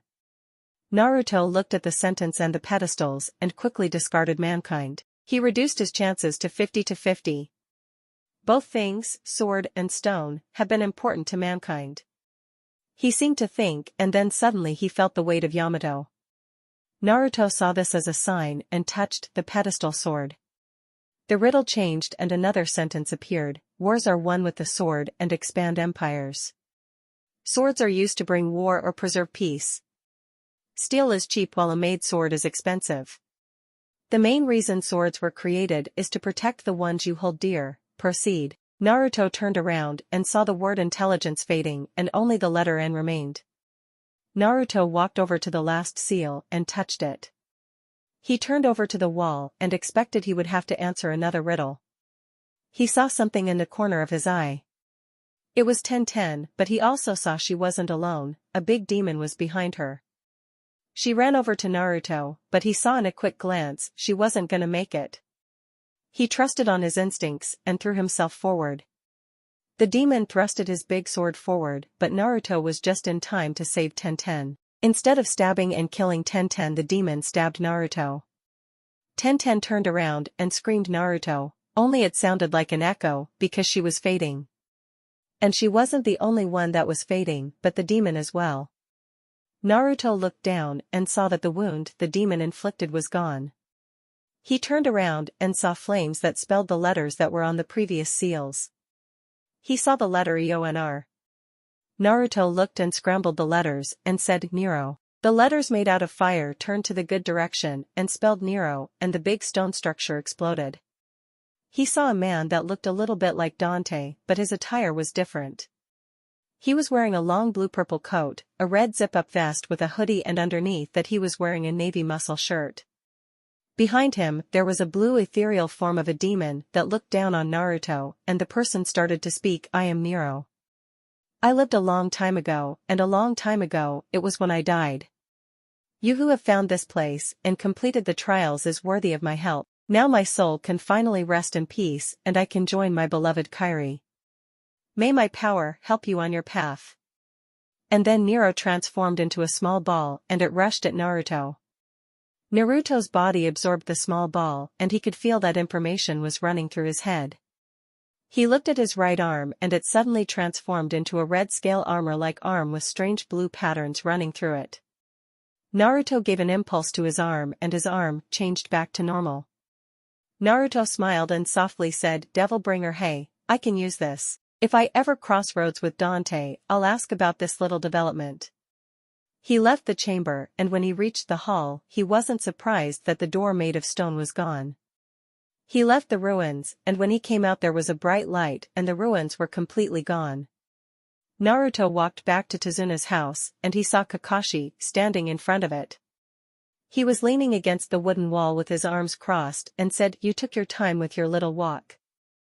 Naruto shrugged and said, "It's a good night to take a walk. Kakashi, everyone is already sleeping, you should turn in as well. Tomorrow we will train. I suspect we will hear more from Zabuza and Gato." Naruto, what kind of training? Kakashi, you'll see. Naruto shrugged, walked past Kakashi, and went upstairs to the room that was preserved for the men. He undressed himself and went to sleep. In Naruto's mind, Naruto walked into the big main room and he saw that Kyuubi was sleeping on the couch. He frowned and growled, "Is sleeping the only thing you do?" Kyuubi slowly opened her eyes and said, "No, remember that I taught you about chakra and different kind of jutsus? And on top of that, how can I stay awake if you are gone all the time?" Naruto, then create something to amuse yourself for the time being. If this goes on you will go even lazier than you are now. Kyuubi whined, "Shut up. At least I am being myself instead of pretending that I am a normal person." Naruto sighed, "Here we go again. I can't walk into Konoha and say, 'Hey villagers, you were right all along, I am a demon.' No, actually I am worse, I'm a devil, let the hunt begin." The Kyuubi chuckled and said, "I can imagine the chaos that will bring. I can already see the people running away in fear while a few pathetic dumbasses attack you without any chance of winning." "But that's not what I meant. You're letting the others believe that you are weaker than you actually are." Naruto shrugged, "I don't think any of the Jonin would like that a mere genin is stronger than they are, although I would love to annihilate that Sasuke. He gets on my nerves." "Kyuubi, I don't like him either, there is something seriously wrong with him. I like his brother Itachi, but that Sasuke reminds me of someone else." "Naruto, someone else?"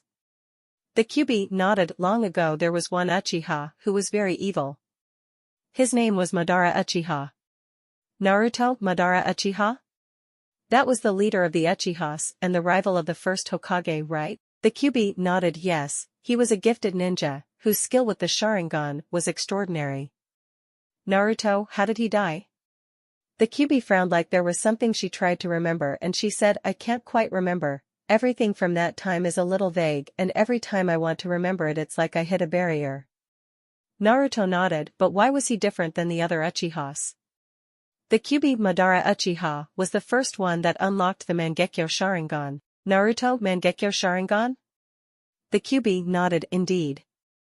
You can say it's the next level of the normal, fully fledged Sharingan. It has a lot of power, although no one can really tell what it can do." Naruto, I see. "Oh, by the way, Kakashi is going to train me and the other tomorrow." The Kyuubi said, "Oh really? Don't expect too much from it, it will mostly be genin things." Naruto responded, "If that's the case I will train by myself." "Kyuubi, that's for the best. I mean you know a lot of jutsus although you never used it around your teammates and on top of that you can use that style you've developed, and I don't mean that perverted jutsu you used against Dante and Trish a while back." Naruto snickered, "I remember." Flashback. Dante was training Naruto and Trish helped along. Sometimes it happened that Trish came by and helped Dante with several things. Dante and Trish were working together to beat Naruto. In the first few training sessions, Naruto was totally annihilated, but at this point he could last longer, although he had a hard time. Trish attacked and Naruto pushed her back, but Dante saw his chance and flanked Naruto. Naruto molded his chakra and yelled, "Sexy jutsu." A puff of smoke appeared and when it cleared Dante saw a beautiful young, naked, blonde-haired lady with the most beautiful blue eyes he had ever seen. The young blonde woman pouted and said, "Oh please Dante, you don't hit a lady like me do you?" Dante was stunned and unable to make a snappy comeback, let alone attack the transformed Naruto. However, Naruto didn't had so much luck with Trish who was enraged with the perverted diversion of Naruto and kicked him between his legs. Naruto transformed back and was lying in a fetal position while Trish scolded, "You perverted little scumbag. I told you Dante that your influence on a young boy is bad." The two started to argue while they totally forgot about Naruto, who was still lying there while he was worried about his ability to become a parent in the future. End flashback. Kyuubi sighed, that was just really wrong, but anyway I meant that style that you use your devil energy to make jutsus. Naruto, oh yeah, devil art. It started as a hobby, but it became something serious as time proceeded. The Kyuubi nodded indeed. Some can be classified as S-ranked jutsus because normal ninja would need a massive amount of chakra. Naruto shrugged, I've always had a large chakra reserve. Must be because I'm a devil. Kyuubi, that or maybe because you're also part of the Uzumaki family. The Uzumakis were always known for their massive chakra reserves and the long lifespans they had. That's why they were mostly chosen to be the vessel of me. Naruto, oh yeah, that's right. Well, perhaps I have the best of both worlds. Kyuubi, perhaps, but don't you think you should rest about now? Who knows what will happen tomorrow, and perhaps you will need your strength. Naruto, good thinking Q, good night, and I'll visit you soon. Kyuubi, I hope so, it gets lonely in that empty head of yours. Naruto growled and went out of his mindscape and started to dream. The next morning, Naruto got up and saw that Itachi, Sasuke, and Kakashi were already out of bed. He got dressed and walked out of the room. To his surprise he saw that he and Ino came out of the room at the same time. Ino waved and said, oh, good morning Naruto. How late did you come back? I didn't hear you return. Naruto responded, good morning Ino. I don't know the exact time anymore, but Kakashi was awake at that time. Ino, I see. Well, we have some training today, I'm so excited. Naruto shrugged, we'll see. I won't get my hopes up. The two walked downstairs and saw that everyone was waiting for them to eat breakfast. They said good morning to everyone and even Inari responded. Last night Inari had a good conversation with Kakashi and he started to understand that there were more people who were suffering, but unlike him they didn't cry, but did everything they could to make their lives bearable. The group started breakfast and after that the ninjas went to the nearby forest to train. They were standing there and Tenten asked, Senseis, what are you going to teach us? Kakashi gave an eye smile and said, climbing trees. Everyone looked weird and Ino said, but I already know how to climb trees when I was little. Kakashi, that may be so, but I didn't say you may use your hands, we are going to teach you to climb trees like this. And he walked towards a tree and walked on it like he was walking on the ground until he reached the first branch. He threw a kunai down and said, now it's your turn. Ino said, but how? How do you do that? Naruto answered, it's easy. You use your chakra. You channel your chakra to your feet to a certain amount which enables you to walk on trees like that or walk on water.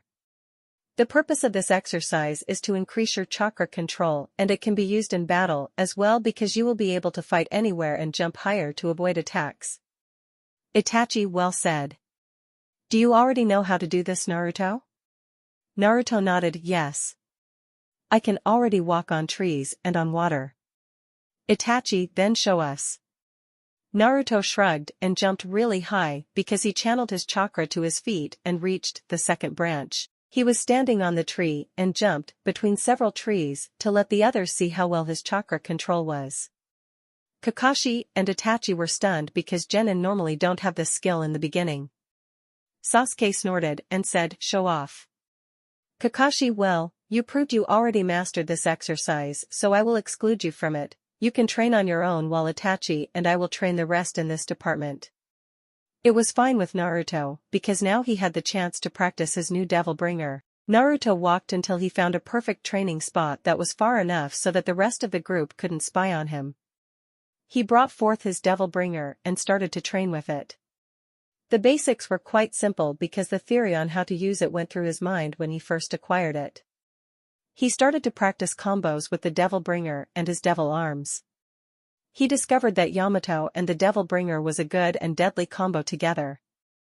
After that training, he created around 50 shadow clones and started to spar with them. Naruto had some nice moves with his devil bringer and soon the 50 shadow clones were overwhelmed by its abilities. Naruto decided to take a break and sat down against a tree. He heard someone whistling a song and decided to check it out. He saw a girl around the same age as him with black hair and a kimono. She didn't seem hostile, and Naruto left his cover. The girl startled when she heard Naruto approaching, but relaxed when she saw he didn't look aggressive. The only thing she thought is that Naruto didn't look so bad. Naruto looked at the girl and said, "I never would have thought I would meet a pretty girl like you here. Don't you know this forest isn't the safest place to be?" The girl smiled and said, "I know, but this is the best place to gather herbs." Naruto, herbs, hey? For cooking, or are you looking for medicinal herbs? The girl, medicinal herbs. Normally I have some in stock in case something happens, but it's running low, and because it's such a nice day I decided to pick some today. Naruto, need any help? The girl smiled and said, "I'd love some help. My name is Haku, by the way."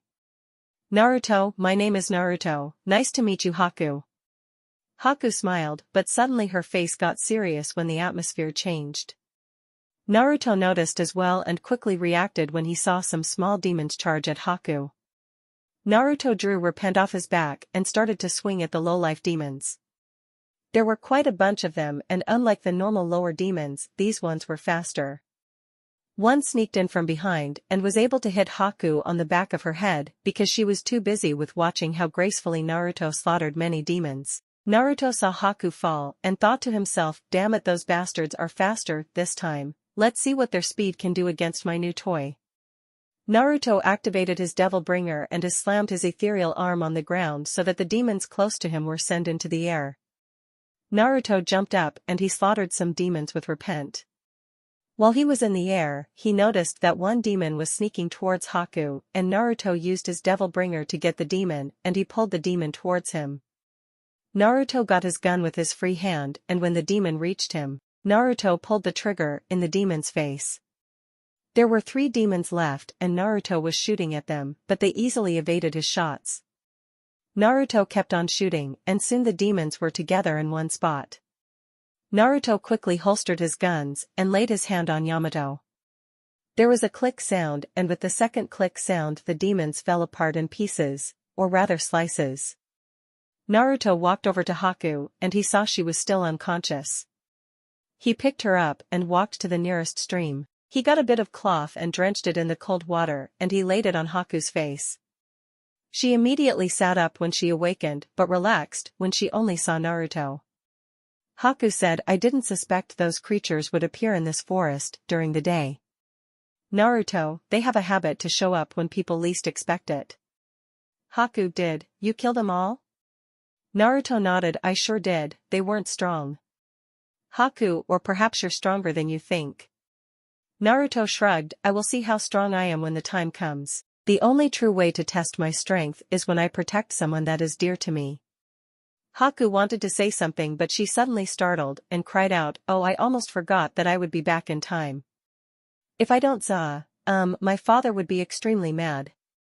Maybe I'll see you again someday, Naruto." And she rushed off. Naruto looked after her and thought, strange girl. Only I suspect she wanted to say Zabuza instead of father. Oh well, only time will tell. In the meantime I will see how the rest is doing. When Naruto returned he saw that Ino already came a great way with training.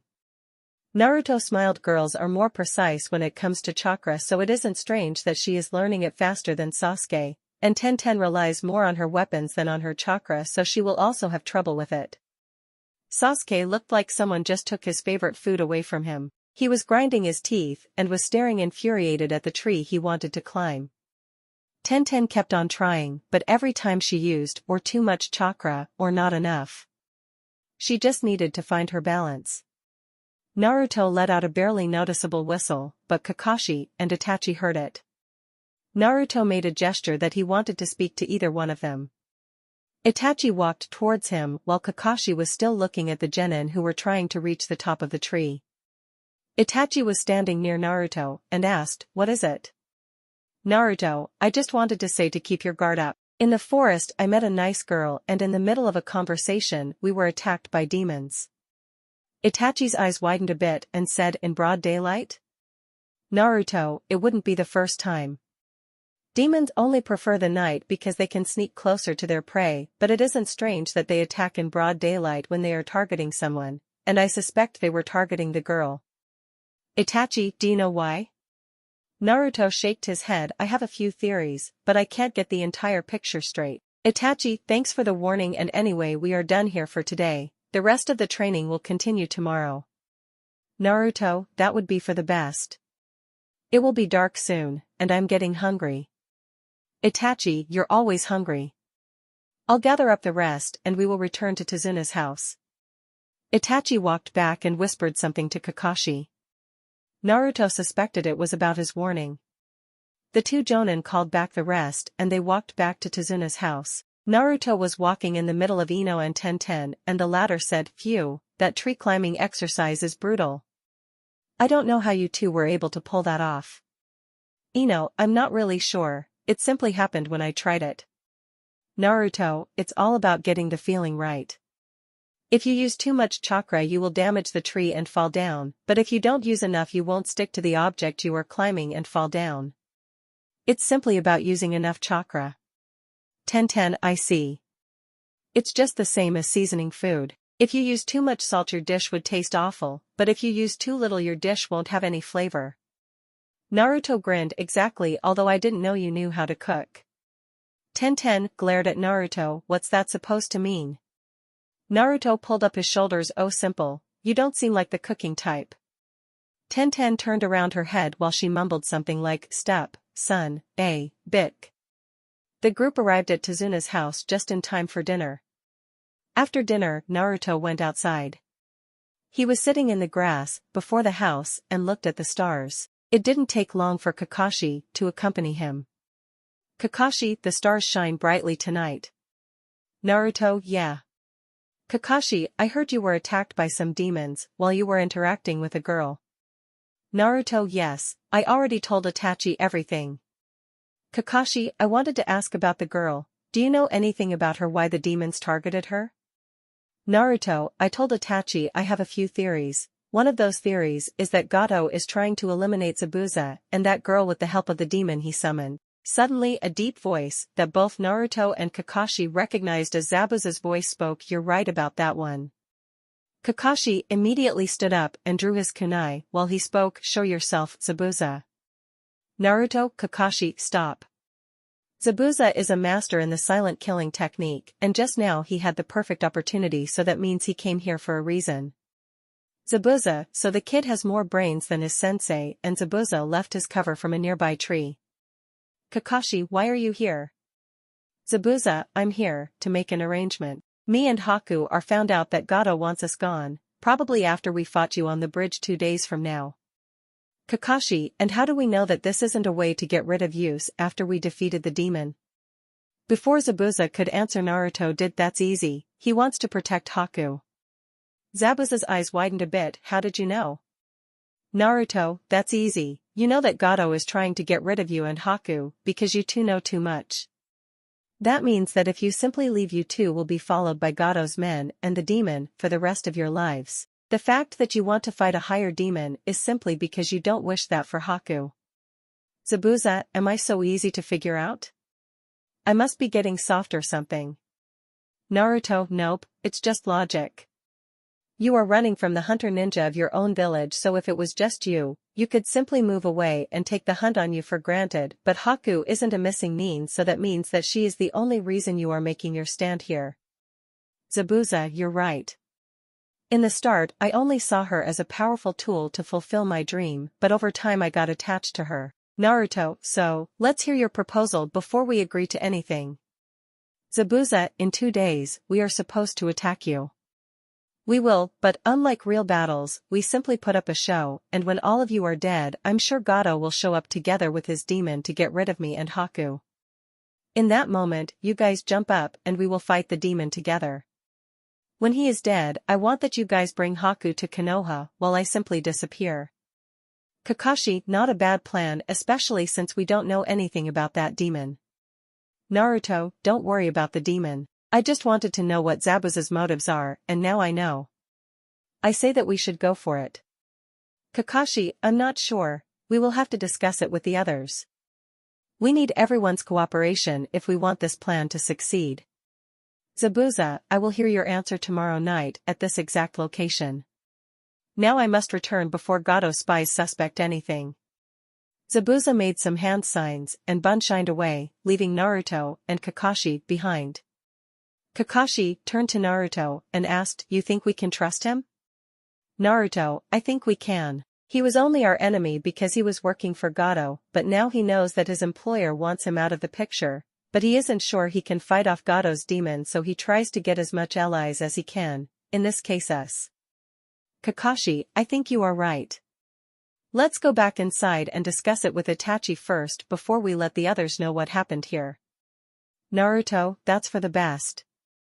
Until this point he was our enemy, and bluntly saying that we spoke with him just now isn't the best way to handle things. I mean, sure, Tenten and Ino can understand, but Sasuke has such an urge to prove himself that he will do something stupid before we are done with our story.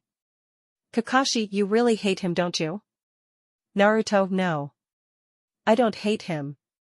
I dislike him because he sees himself as the center of the universe and doesn't matter what happens to the people around him as long as he gets what he wants. Kakashi, at first, he was a happy boy until that night the Uchiha clan was massacred.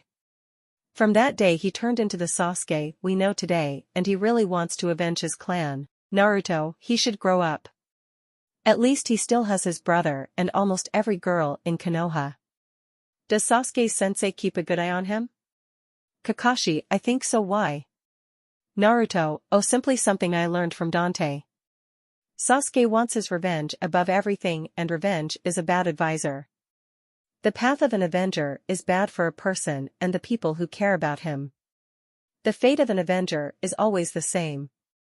The first option is that he dies trying. Option 2 is that he becomes an empty shell with no desires at all, and option 3 is that he takes the place of the one he took his revenge on. Kakashi looked down. Although he didn't feel anything for Sasuke, he had grown attached to Itachi, and if Sasuke development goes on like this, it could be that Sasuke would turn out like Naruto just said. They went inside and in a subtle manner they separated Itachi from the rest of the group. They explained about their secret meeting with Zabuza. Itachi said, "So it seems we and Zabuza have an enemy in common." Kakashi nodded, "Indeed. I have no reason to believe he was lying.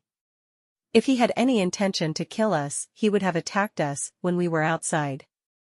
Naruto, the only two things I am worried about is if he keeps his word about disappearing after this thing is over with, and if Haku is willing to go with us. From what I could make out, she is very loyal to Zabuza. Itachi, that's true, but we can only find that out if we agree with Zabuza's proposal. I think the best action is that we join forces, because we don't know our enemy's strength nor numbers, because we have no guarantee that the demon is our only opponent. According to the information I gathered, Gato also have a lot of hired muscle. Naruto, but those are simple thugs and no match for us. Even an old woman with a broomstick could chase them away. But I agree with you that we should accept Zabuza's help.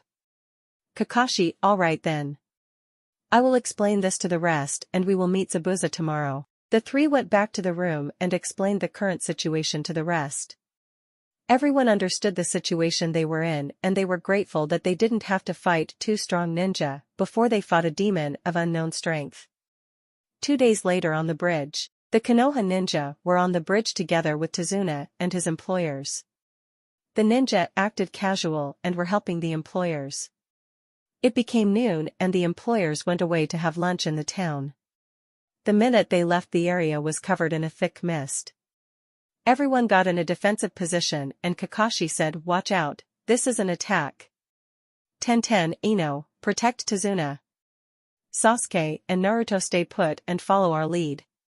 Tenten and Ino ran to Tazuna. 2 dark shadows appeared from the thick mist. One was clearly Zabuza and the other was Haku, with her tracker mask on while her hair was tied in a bun. Zabuza looked at Kakashi and Itachi and said, "Ah, so I'm facing the 2 Sharingan warriors once again. Let's find out how well your Sharingan works when the mist is this thick." Itachi ignored Zabuza's remark and said, "Naruto, Sasuke, you two take the one with the mask while I and Kakashi will fight Zabuza." The two complied with a simple yes, and Itachi and Kakashi shortened the distance between Zabuza and them so that they could see him with their Sharingan. Haku made a quick hand sign with one hand and water came from the ground and transformed into needles made of ice that she launched at Naruto and Sasuke, who easily dodged it. Haku rushed forward to hit Sasuke, but he blocked and gave Haku a ferocious kick that pushed her back. A little bit further Kakashi and Itachi were fighting Zabuza at impressive speed. But Zabuza was very skilled and parried or dodged every attack. In the middle of the fight Zabuza made a wide sweep with his big sword and slashed Kakashi in the chest. Kakashi fell down while blood was gushing out of chest. Itachi let out a yell of anger and doubled his attempt to take out Zabuza. Zabuza used Itachi's anger to his advantage and countered his attack and decapitated Itachi, leaving a headless corpse behind. The fight between Naruto, Sasuke, and Haku was even. The two young ninjas seemed to have trouble hitting Zabuza's partner in crime. Haku dodged a kick of Sasuke and threw a Senbon, hitting Sasuke in a vital point and Sasuke fell down. Zabuza sneaked behind Naruto and stabbed him in the back. Shortly after that he went after the two girls who were taken by surprise, leaving Tazuna defenseless and soon Tazuna was dead as well. Zabuza dispelled his jutsu and after the mist cleared he heard someone clapping. He turned around and saw that it was Gato, accompanied by his demon of course. Gato smirked and said, "Well done. I would never have suspected you would be able to pull it off. But now it's time I get you off the payroll, my useful puppet." "Zabuza, so you want to get rid of us?" Gato laughed out loud and said, "Yes. That was my plan all along and you didn't have the brain to see through my plan." Zabuza smirked and said, "Who said I didn't?" Gato looked surprised when the dead bridge builder and Konoha ninja dissipated in a puff of smoke and appeared out of nowhere. Gato looked scared and while he was trembling he said, "How?" Zabuza smirked, "Shadow clones and genjutsu." "Gato, so you made a deal with the enemy. I have to give you credit, demon of the hidden mist, you have more brains than I thought. But that doesn't mean you have one, you guys are no match against Redo." The demon stepped forward and he made a gesture with his arm. A portal appeared and a lot of demons came out of it. Naruto sighed and said, "Not this crap again. Why don't they ever learn that quality is worth a lot more than quantity?" Suddenly Naruto heard a voice behind him, "Then we will learn that to him the hard way, don't we, squirt?" Naruto startled a bit and turned around and saw Dante, who was resting Rebellion on his shoulder. Kakashi looked at Dante and asked, "Naruto, you know this guy?" Naruto nodded, "Yep." Kakashi, "Meet Dante." "Kakashi, that's Dante? At least he has better timing than me." Dante stepped forward, "Let's save the introductions for later." "Squirt, where are you waiting for? Go get that demon. I and your comrades are more than enough for that little ugly army." Naruto nodded and Dante said, "Let's rock, people," and he rushed forward, quickly followed by the rest. The group made a path so that Naruto could rush to Redo. The two were standing in front of each other while the rest were fighting the demons. The two were taxing each other. Eventually Redo spoke, "Dante sends a human to fight me, this really is an insult, soon your blood is on his hands." "Naruto, don't count on it, redhead. Are we gonna fight already or are you gonna give the usual superiority speech like all demons do?" Redo grinded his teeth, summoned his sword, a black and purple colored katana, and rushed at Naruto. With the group. While the group was rushing towards the small demon army, Itachi summoned his devil arm Abyss and sends a few Reaper-like ghosts to the horde. Zabuza was swinging his big sword to thin out the horde while Haku used her Kekkei Genkai to impale the demons with ice needles. The rest simply used kunai and various jutsus. One demon was pretty close to Ino and it seemed that it will impale her with its scythe, but against all odds it was Zabuza who saved her. He aimed the big hole in his sword to the demon's head and pulled it towards him, gave it a kick and quickly raised his sword to cut the demon in half. Zabuza said, "Step up your game, girl, I can't save you all the time." Sasuke fought a little bit away from the group and was hit a few times because he couldn't keep up with so many demons. He felt helpless and only desired to survive this fight, and suddenly he could feel that new power was running through his veins, He could suddenly see how to react in time, and deep inside he knew he finally unlocked his Sharingan in the heat of battle. From all the people who were fighting, it was Dante who took out the most demons. He used a variety of moves and often switched between rebellion and his guns. Although the group already took out a lot of demons, there was still plenty enough to kill. This fight wouldn't be over soon. With Naruto and Ridu were fighting, there wasn't a single move that was futile, but every move was parried, dodged, or countered. Ridu jumped back and thought, this one is strange. He's able to keep up with me, and he isn't giving any sign of slowing down. His fighting style is close to perfect, and he has stamina to match. This is getting us nowhere. Ridu said, I have to say that you're not bad for a human, but you're still no match for me. And Ridu started to grow. Some of his bones were starting to grow out of his body, and with a loud scream a bright light blinded Naruto. When Naruto was able to open his eyes, he saw Ridu in his true form. His intense red eyes were glaring at him, and black spikes came out of his shoulders. His skin was red, and his hands looked like ferocious claws. He rushed at Naruto, who didn't suspect that Ridu's speed would increase this much, and he was hit by an unrelenting kick that sent him flying. Naruto recovered in midair, but he discovered that Ridu was already behind him. Naruto was barely able to dodge his sword attack. Naruto jumped back and thought, this bastard has become pretty fast, I'll show him too can play that game. Q, are you ready? The QB replied in his mind, I was born ready. Red chakra appeared around Naruto's hands, and on his hands some red triple-bladed claws appeared, and Naruto went on all fours. Ridu looked strange at this development, but he didn't think thoroughly about it and rushed at Naruto again. He punched, but hit nothing but air. Instead, he was hit by Naruto's knee. Naruto's speed and agility increased dramatically and placed hit after hit. Ridu was in a lot of pain and became mad at his helpless condition. Naruto noticed that he was slowing down, and the QB devil arm disappeared because he didn't need it anymore. In Ridu's anger, he did something that Naruto didn't expect. Ridu opened his mouth, and a spear of black energy came out of it. Naruto was able to dodge the spear, but he realized too late that the spear was rushing at Haku. Haku turned her head when she saw that the black spear was heading towards her. She closed her eyes, waiting for the inevitable pain that would mean her end, but it didn't come. She slowly opened her eyes and saw Zabuza standing in front of her. In an effort to save Haku, Zabuza intercepted the attack with his own body. He fell down, and Haku kneeled down next to him and turned him on his back. She saw a big hole just above his stomach. Zabuza forcefully turned his head towards Haku and said, H. Haku. Haku interrupted Zabuza and said, Don't talk, Zabuza, perhaps we can still save you. Zabuza smiled and no, this is the end for me, I feel it burning. Haku, why did you do it? Zabuza, we know each other for a long time now.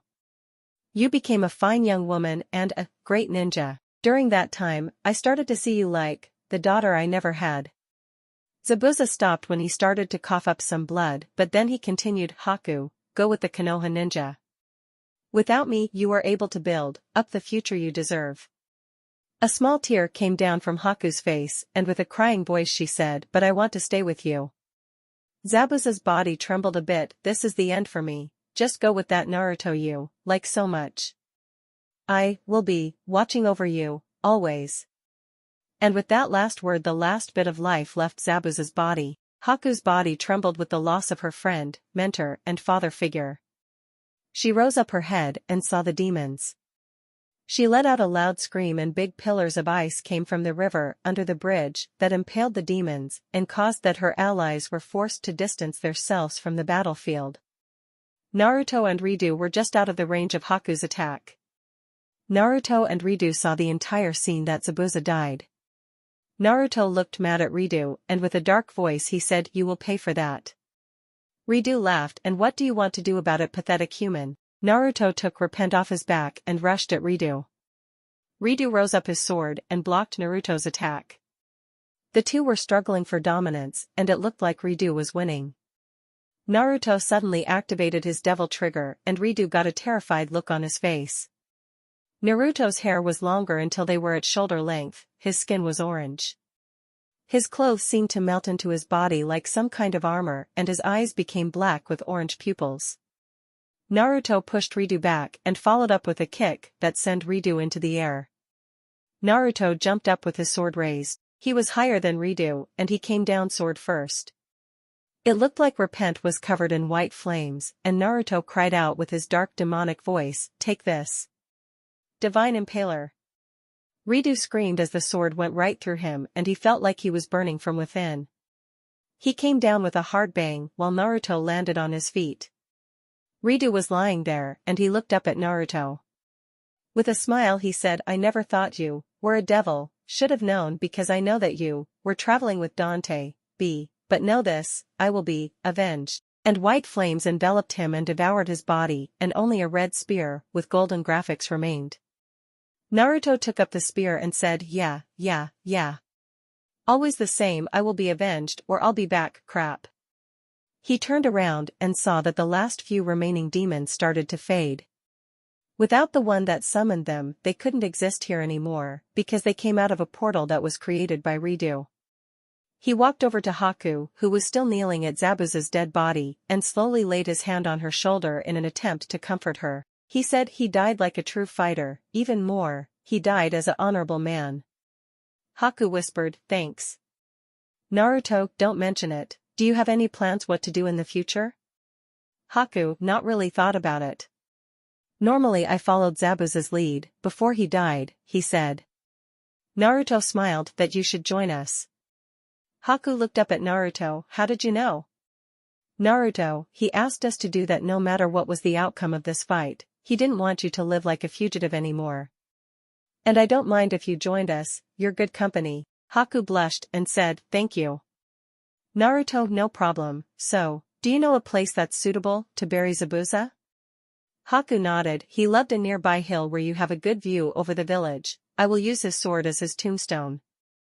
Naruto nodded and gave Haku some alone time to say her farewells to Zabuza. He turned around and walked towards Dante. Dante rose up his hand and said, yo squirt. Didn't suspect to see me so soon now, did ya? Naruto, I was surprised, old man, I can tell you that. Dante growled at the old man remark and asked, so how are you holding up? Naruto smirked at Dante and said, fine. Worried about me already? Dante, like I would. Trish told me to ask you that if I ever saw you again. Naruto's smirk became even wider, Solari. So what are you gonna do? Dante shrugged, that indicated that he didn't had a clue. Naruto got an idea and said, why don't you come to Konoha with me? Dante, why should I? Naruto, well, I live there, it's in the biggest country so you can get more jobs, and there is plenty to see there. Dante, but I have my office to worry about. Naruto snorted, that old shack? You can't even call that an office anymore. It looks more like a death trap. The wood is rotten, it smells and sometimes it looks like it's falling apart. And in Konoha, I have a house big enough to serve as your office, living space, and training room. Dante sighed, fine, you convinced me. I can't even wait to see the surprised look on the old Hokage's face if we meet again. Naruto, good. And how are the others? Dante, they're fine. They don't look like it, but they can hold their own, especially that guy with the black hair and the strange eyes. I never saw a ninja with a devil arm. Naruto, his name is Itachi. And those strange eyes as you call it is called Sharingan. I'll tell you all about it later. The group was relieved that everyone was okay. Even Sasuke was happy about it, although he barely showed it. Sasuke was impressed by Dante's style of fighting. Shortly after they buried Zabuza at the place Haku pointed out and Naruto stuck Zabuza's sword into the ground to serve as a tombstone. He found a smooth piece of rock and used his sword to carve a text in it. Here lies Zabuza Momochi. He didn't only give his life to save this country but also to save someone that was dear to him. Rest in peace, honorable fallen one. The next day, the group left towards Konoha. Inari cried because his role model left the land of waves. Along the way, Dante and Naruto had a serious conversation. Naruto, Dante, there is something you should know. Dante, what is it? Naruto told Dante that his mother is still alive and was in a coma for years. The Hokage spread the rumor she was dead to spare Naruto the pain of waiting for her to wake up. Dante smiled, that's good for you. It was always one of your biggest dreams to meet one of your parents. Naruto, but that isn't all, I have my devil's blood, or should I say Sparta's blood from her, which means she is your half-sister. Dante's eyes widened a bit, say what? I thought your father was the one with devil's blood. Naruto shrugged, I thought so too, guess we were both wrong. Dante, so I have a half-sister that is alive and well. And he started to smile, can't wait to meet her. The group kept on walking and there wasn't much action. The nights were spent talking while Dante was lying on a branch in a very relaxed position. He wasn't much of an interacting person. Also Haku didn't join the conversations because she wasn't used to these kind of things. She and Zabuza only said when there was something important to say and nothing more. The night after everyone was sitting at the campfire when Sasuke suddenly started to talk. He said, Naruto, during your fight with that demon I saw you transforming into something. Naruto glared at Sasuke, yeah, so? Sasuke, so what's the big deal about that? Kakashi and Itachi looked at each other and Naruto said, it's my family's Kekkei Genkai. The Uchiha clan modifies their perception with the Sharingan and they unlock special jutsu. My Kekkei Genkai is the same, only with my Kekkei Genkai it's my entire body. Sasuke snorted, it's not a Kekkei Genkai I ever heard about.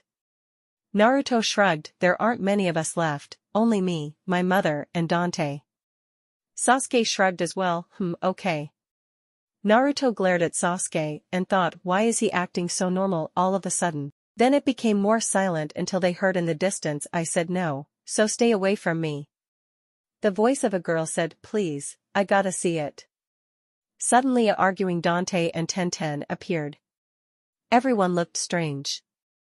Tenten, come on, I just wanna see your sword, it's such a piece of excellent craftsmanship. Dante, I said no 10 million times already, don't you know what no means? Naruto sighed and thought that's the reason why Tenten suddenly wanted to join Dante when he went looking for some wood for the fire. Dante suddenly disappeared thanks to his Quicksilver ability and Tenten looked around and said, where did he go? Naruto, don't worry, he'll come back when things are more quiet, most likely when you are sleeping. Tenten stuck her tongue out and said, you're mean. Everyone in the camp laughed. About 1 hour later everyone went to bed. The next day everyone woke up and suddenly saw Dante sleeping in a branch of a big tree. Tenten didn't nag to see his sword anymore, she would find other ways to get a good view on Dante's sword in time. 3 days later, the group arrived in Konoha. Naruto, Dante, Haku, Kakashi and Itachi went to the Hokage's tower to report. Dante kicked the door open, startling the poor old Hokage. The third Hokage was very surprised to see Dante again. Dante started to lean against the wall on the far end of the office and said, hey old-timer, guess who's back? The old man looked at Dante and stuttered, what are you, doing here? Naruto smiled and said, sorry old man, that's kinda my fault. Hokage, what do you mean your fault? Naruto, I kinda invited him. Hokage, you did what? Dante, you don't have to yell, we have sensitive hearing. He said he invited me. Hokage turned to Dante, but what are you going to do here? Dante, the thing I am good at. I'm moving my office to Konoha. Hokage, but we don't have any vacant building that can serve as an office. Naruto, I'm already way ahead of you. I have enough room in my house and we can decorate a room for Dante that can serve as his office. Hokage, fine, if you invited him you're responsible for him. And then he seemed to notice Haku and said, and who might this young lady be? Naruto, old man, meet Haku. She was the partner of Zabuza Momochi for years and is a skilled shinobi. The Hokage looked strange when he heard the name of Zabuza Momochi and Kakashi started to give his report about what happened in the Land of Waves. The Hokage looked puzzled, I see. So this young lady accompanied the missing ninja, Zabuza Momochi, and she isn't registered in any village. So Miss Haku, what do you want to do here in Konoha? Haku shrugged and she answered, I don't have an objective.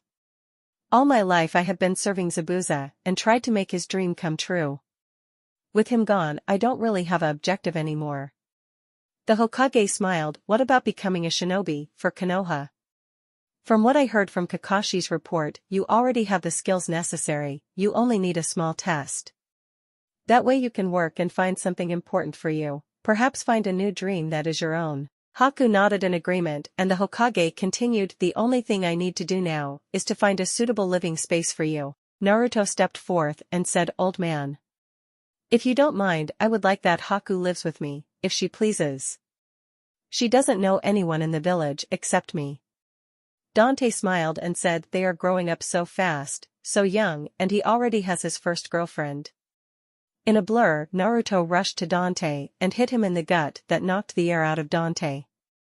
The Hokage, Itachi, and Kakashi freaked out because they didn't suspect that from Naruto. Dante fell to one knee and Naruto crossed his arm and said, serves you right, bastard.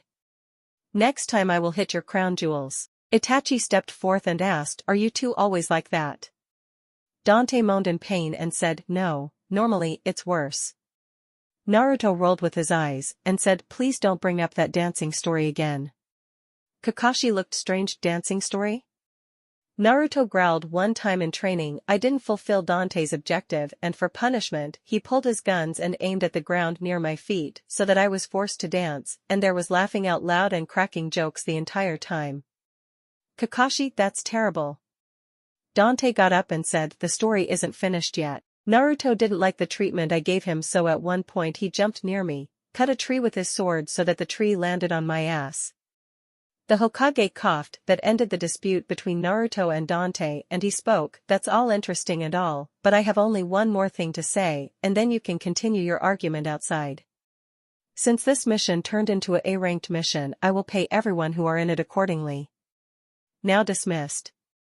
Everyone left the room and the Hokage thought, those two are going to drive me crazy. When the group went outside, they said their goodbyes and Dante and Haku followed Naruto to their new residence. Naruto opened the gate and Dante saw Naruto's house. He whistled and said, not bad, who did you kill to get this place? Naruto, I didn't kill anyone for it, I inherited it from my father. Haku, it's so big. Naruto, it is, but you can't hear me complaining. Naruto opened the front door and yelled, hey mom. I'm back and I brought visitors. Kushina came down and said, hey Naruto, welcome back. And who are these 2 foot? Naruto, this beautiful lady is called Haku. I met her on my last mission and since she has nowhere to go, I decided she could stay here. Kushina bowed and said, nice to meet you Haku. I hope you will like it here. Haku bowed as well and answered, thank you Miss Uzumaki. Kushina, just call me Kushina.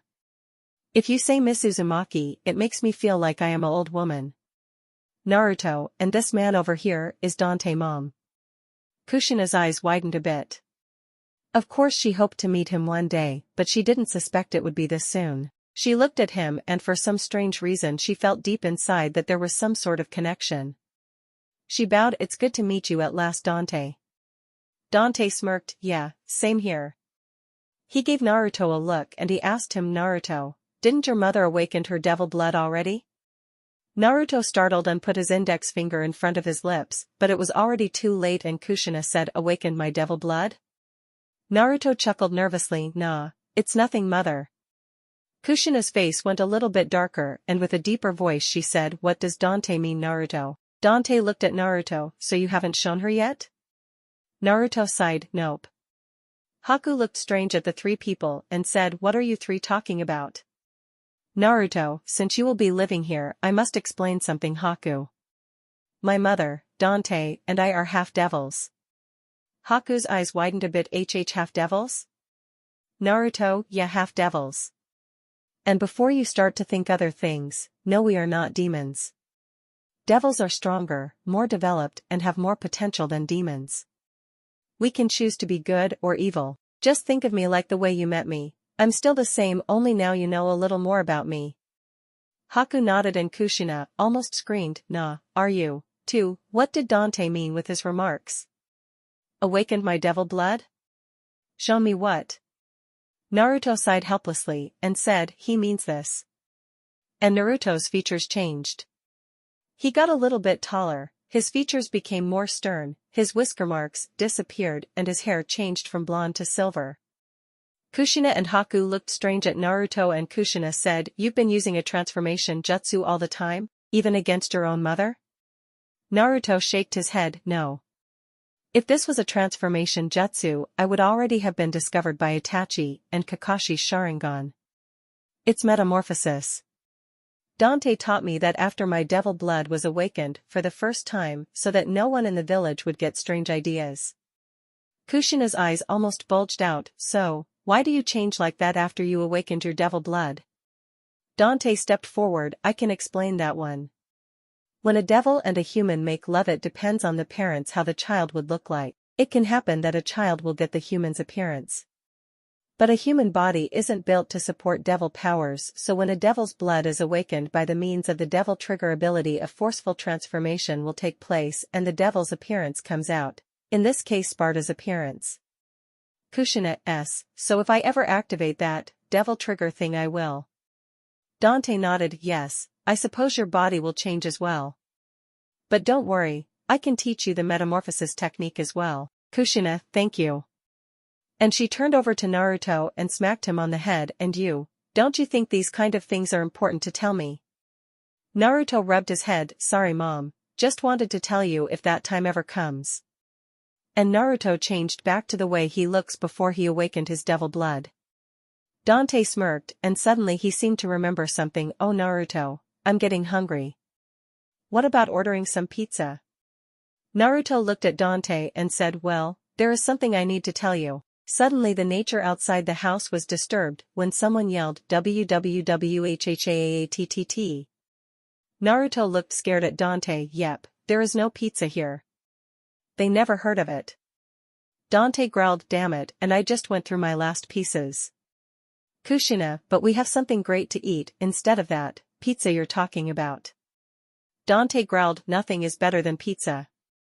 Kushina ran to the kitchen and came back with a steaming bowl filled with ramen and said, here, try this and be the judge. Dante growled and took the bowl and ate a bit of ramen. Soon after that he took another bite, and another, and soon he was eating just as fast as Naruto normally did. He said, not bad. Not as good as pizza, but it's a close second. Kushina, no, nothing is better than ramen. Dante, ah please, compared to pizza, ramen is just something I would wipe my ass with. Kushina, watch your language when you are in this house. And ramen is at least 3 times better than that stupid pizza crap you are whining about. Dante and Kushina kept on arguing while Naruto sneaked away while he was dragging Haku with him. Haku, why did you drag me away? Naruto, I know how this thing goes, they keep on arguing, they ask for my opinion and no matter what I say I'll be the bad guy. Haku, how strange. Naruto, you'll get used to it, just run for it when the situation require it and you will barely notice it. Then Naruto seemed to think about something and asked, by the way, what size are you? Haku looked at Naruto, why? Naruto, I just realized you barely have any clothes with you, and I don't have anything wearable for a woman like yourself. So how about we will go into the town and go shopping for CLO? Before Naruto was able to finish his sentence, he was dragged out of the house by Haku. Naruto was almost flying because of the speed Haku developed while she was dragging him, and he thought, well, her time with Zabuza didn't knock out the famous sense for shopping. At the Uchiha residence, Sasuke and Itachi returned home. Sasuke lived with Itachi ever since their parents died on that terrible night. Itachi loved his brother above anything else, but for quite some time now, he is concerned about his little brother. His urge to revenge the Uchiha clan changed him and not for the better. Another thing that was troubling him is that Sasuke suddenly was nice to Naruto on the way back. Itachi suspected that Sasuke was planning something. Sasuke noticed on the way to their house that Itachi was frowning. Itachi only did that when something was puzzling him. Sasuke asked, is there something the matter, brother? Itachi seemed like he was pulled back to reality and said, nothing really, I was just wondering why you had a sudden personality change on our way back. On the way to the land of waves you were acting, Sasuke smiled, like a jerk? Yeah, I know. I know I've been acting like a asshole ever since our clan was slaughtered. I also got carried away by our clan's legacy. Itachi nodded, but why the sudden personality change? Sasuke, on the bridge I realized something. I am so preoccupied with avenging our clan that I am forgetting to live myself. That and something else. Itachi looked strange. Something else? Sasuke nodded. I already knew about Zabuza's proposal because I was listening in on Naruto and Kakashi, and I heard Naruto say something that hit me and caused me to think about my life. Itachi, what did he say? Sasuke, he said. Flashback. Sasuke made a clone to fool the people inside Tezuna's house. His interest of Naruto got the best of him and he saw Kakashi walking outside to have a little chat with Naruto. He decided this would be a good opportunity to listen in on their conversation and discover a little bit more about Naruto. For days, he was trying to discover why the villagers hated Naruto, and how could it be that Naruto was so strong. But the question that really interested him was if Naruto was fighting at full power, or that he was holding back for several reasons. He got a good spot just behind the wall so that Kakashi and Naruto couldn't discover him while he could hear every single word of them. He heard the conversation between Kakashi and Naruto. Sasuke wanted to leave after that conversation, but he stopped when he heard Kakashi and Naruto talking further. Kakashi, I think you are right. Let's go back inside and discuss it with Itachi first before we let the others know what happened here. Naruto, that's for the best. Until this point he was our enemy, and bluntly saying that we spoke with him just now isn't the best way to handle things. I mean, sure, Tenten and Ino can understand, but Sasuke has such an urge to prove himself that he will do something stupid before we are done with our story. Kakashi, you really hate him, don't you? Naruto, no. I don't hate him. I dislike him because he sees himself as the center of the universe and doesn't matter what happens to the people around him as long as he gets what he wants. Kakashi, at first, he was a happy boy until that night the Uchiha clan was massacred. From that day he turned into the Sasuke we know today, and he really wants to avenge his clan. Naruto, he should grow up. At least he still has his brother and almost every girl in Konoha. Does Sasuke's sensei keep a good eye on him? Kakashi, I think so. Why? Naruto, oh, simply something I learned from Dante. Sasuke wants his revenge above everything, and revenge is a bad advisor. The path of an avenger is bad for a person and the people who care about him. The fate of an avenger is always the same. The first option is that he dies trying, option 2 is that he becomes an empty shell, with no desires at all, and option 3 is that he takes the place of the one he took his revenge on. Sasuke's eyes widened a bit and he was thinking, who does he think he is? He doesn't know how it is to lose your family. Wait, the first years of his life he didn't had anyone. And what if he's right about that avenger's path?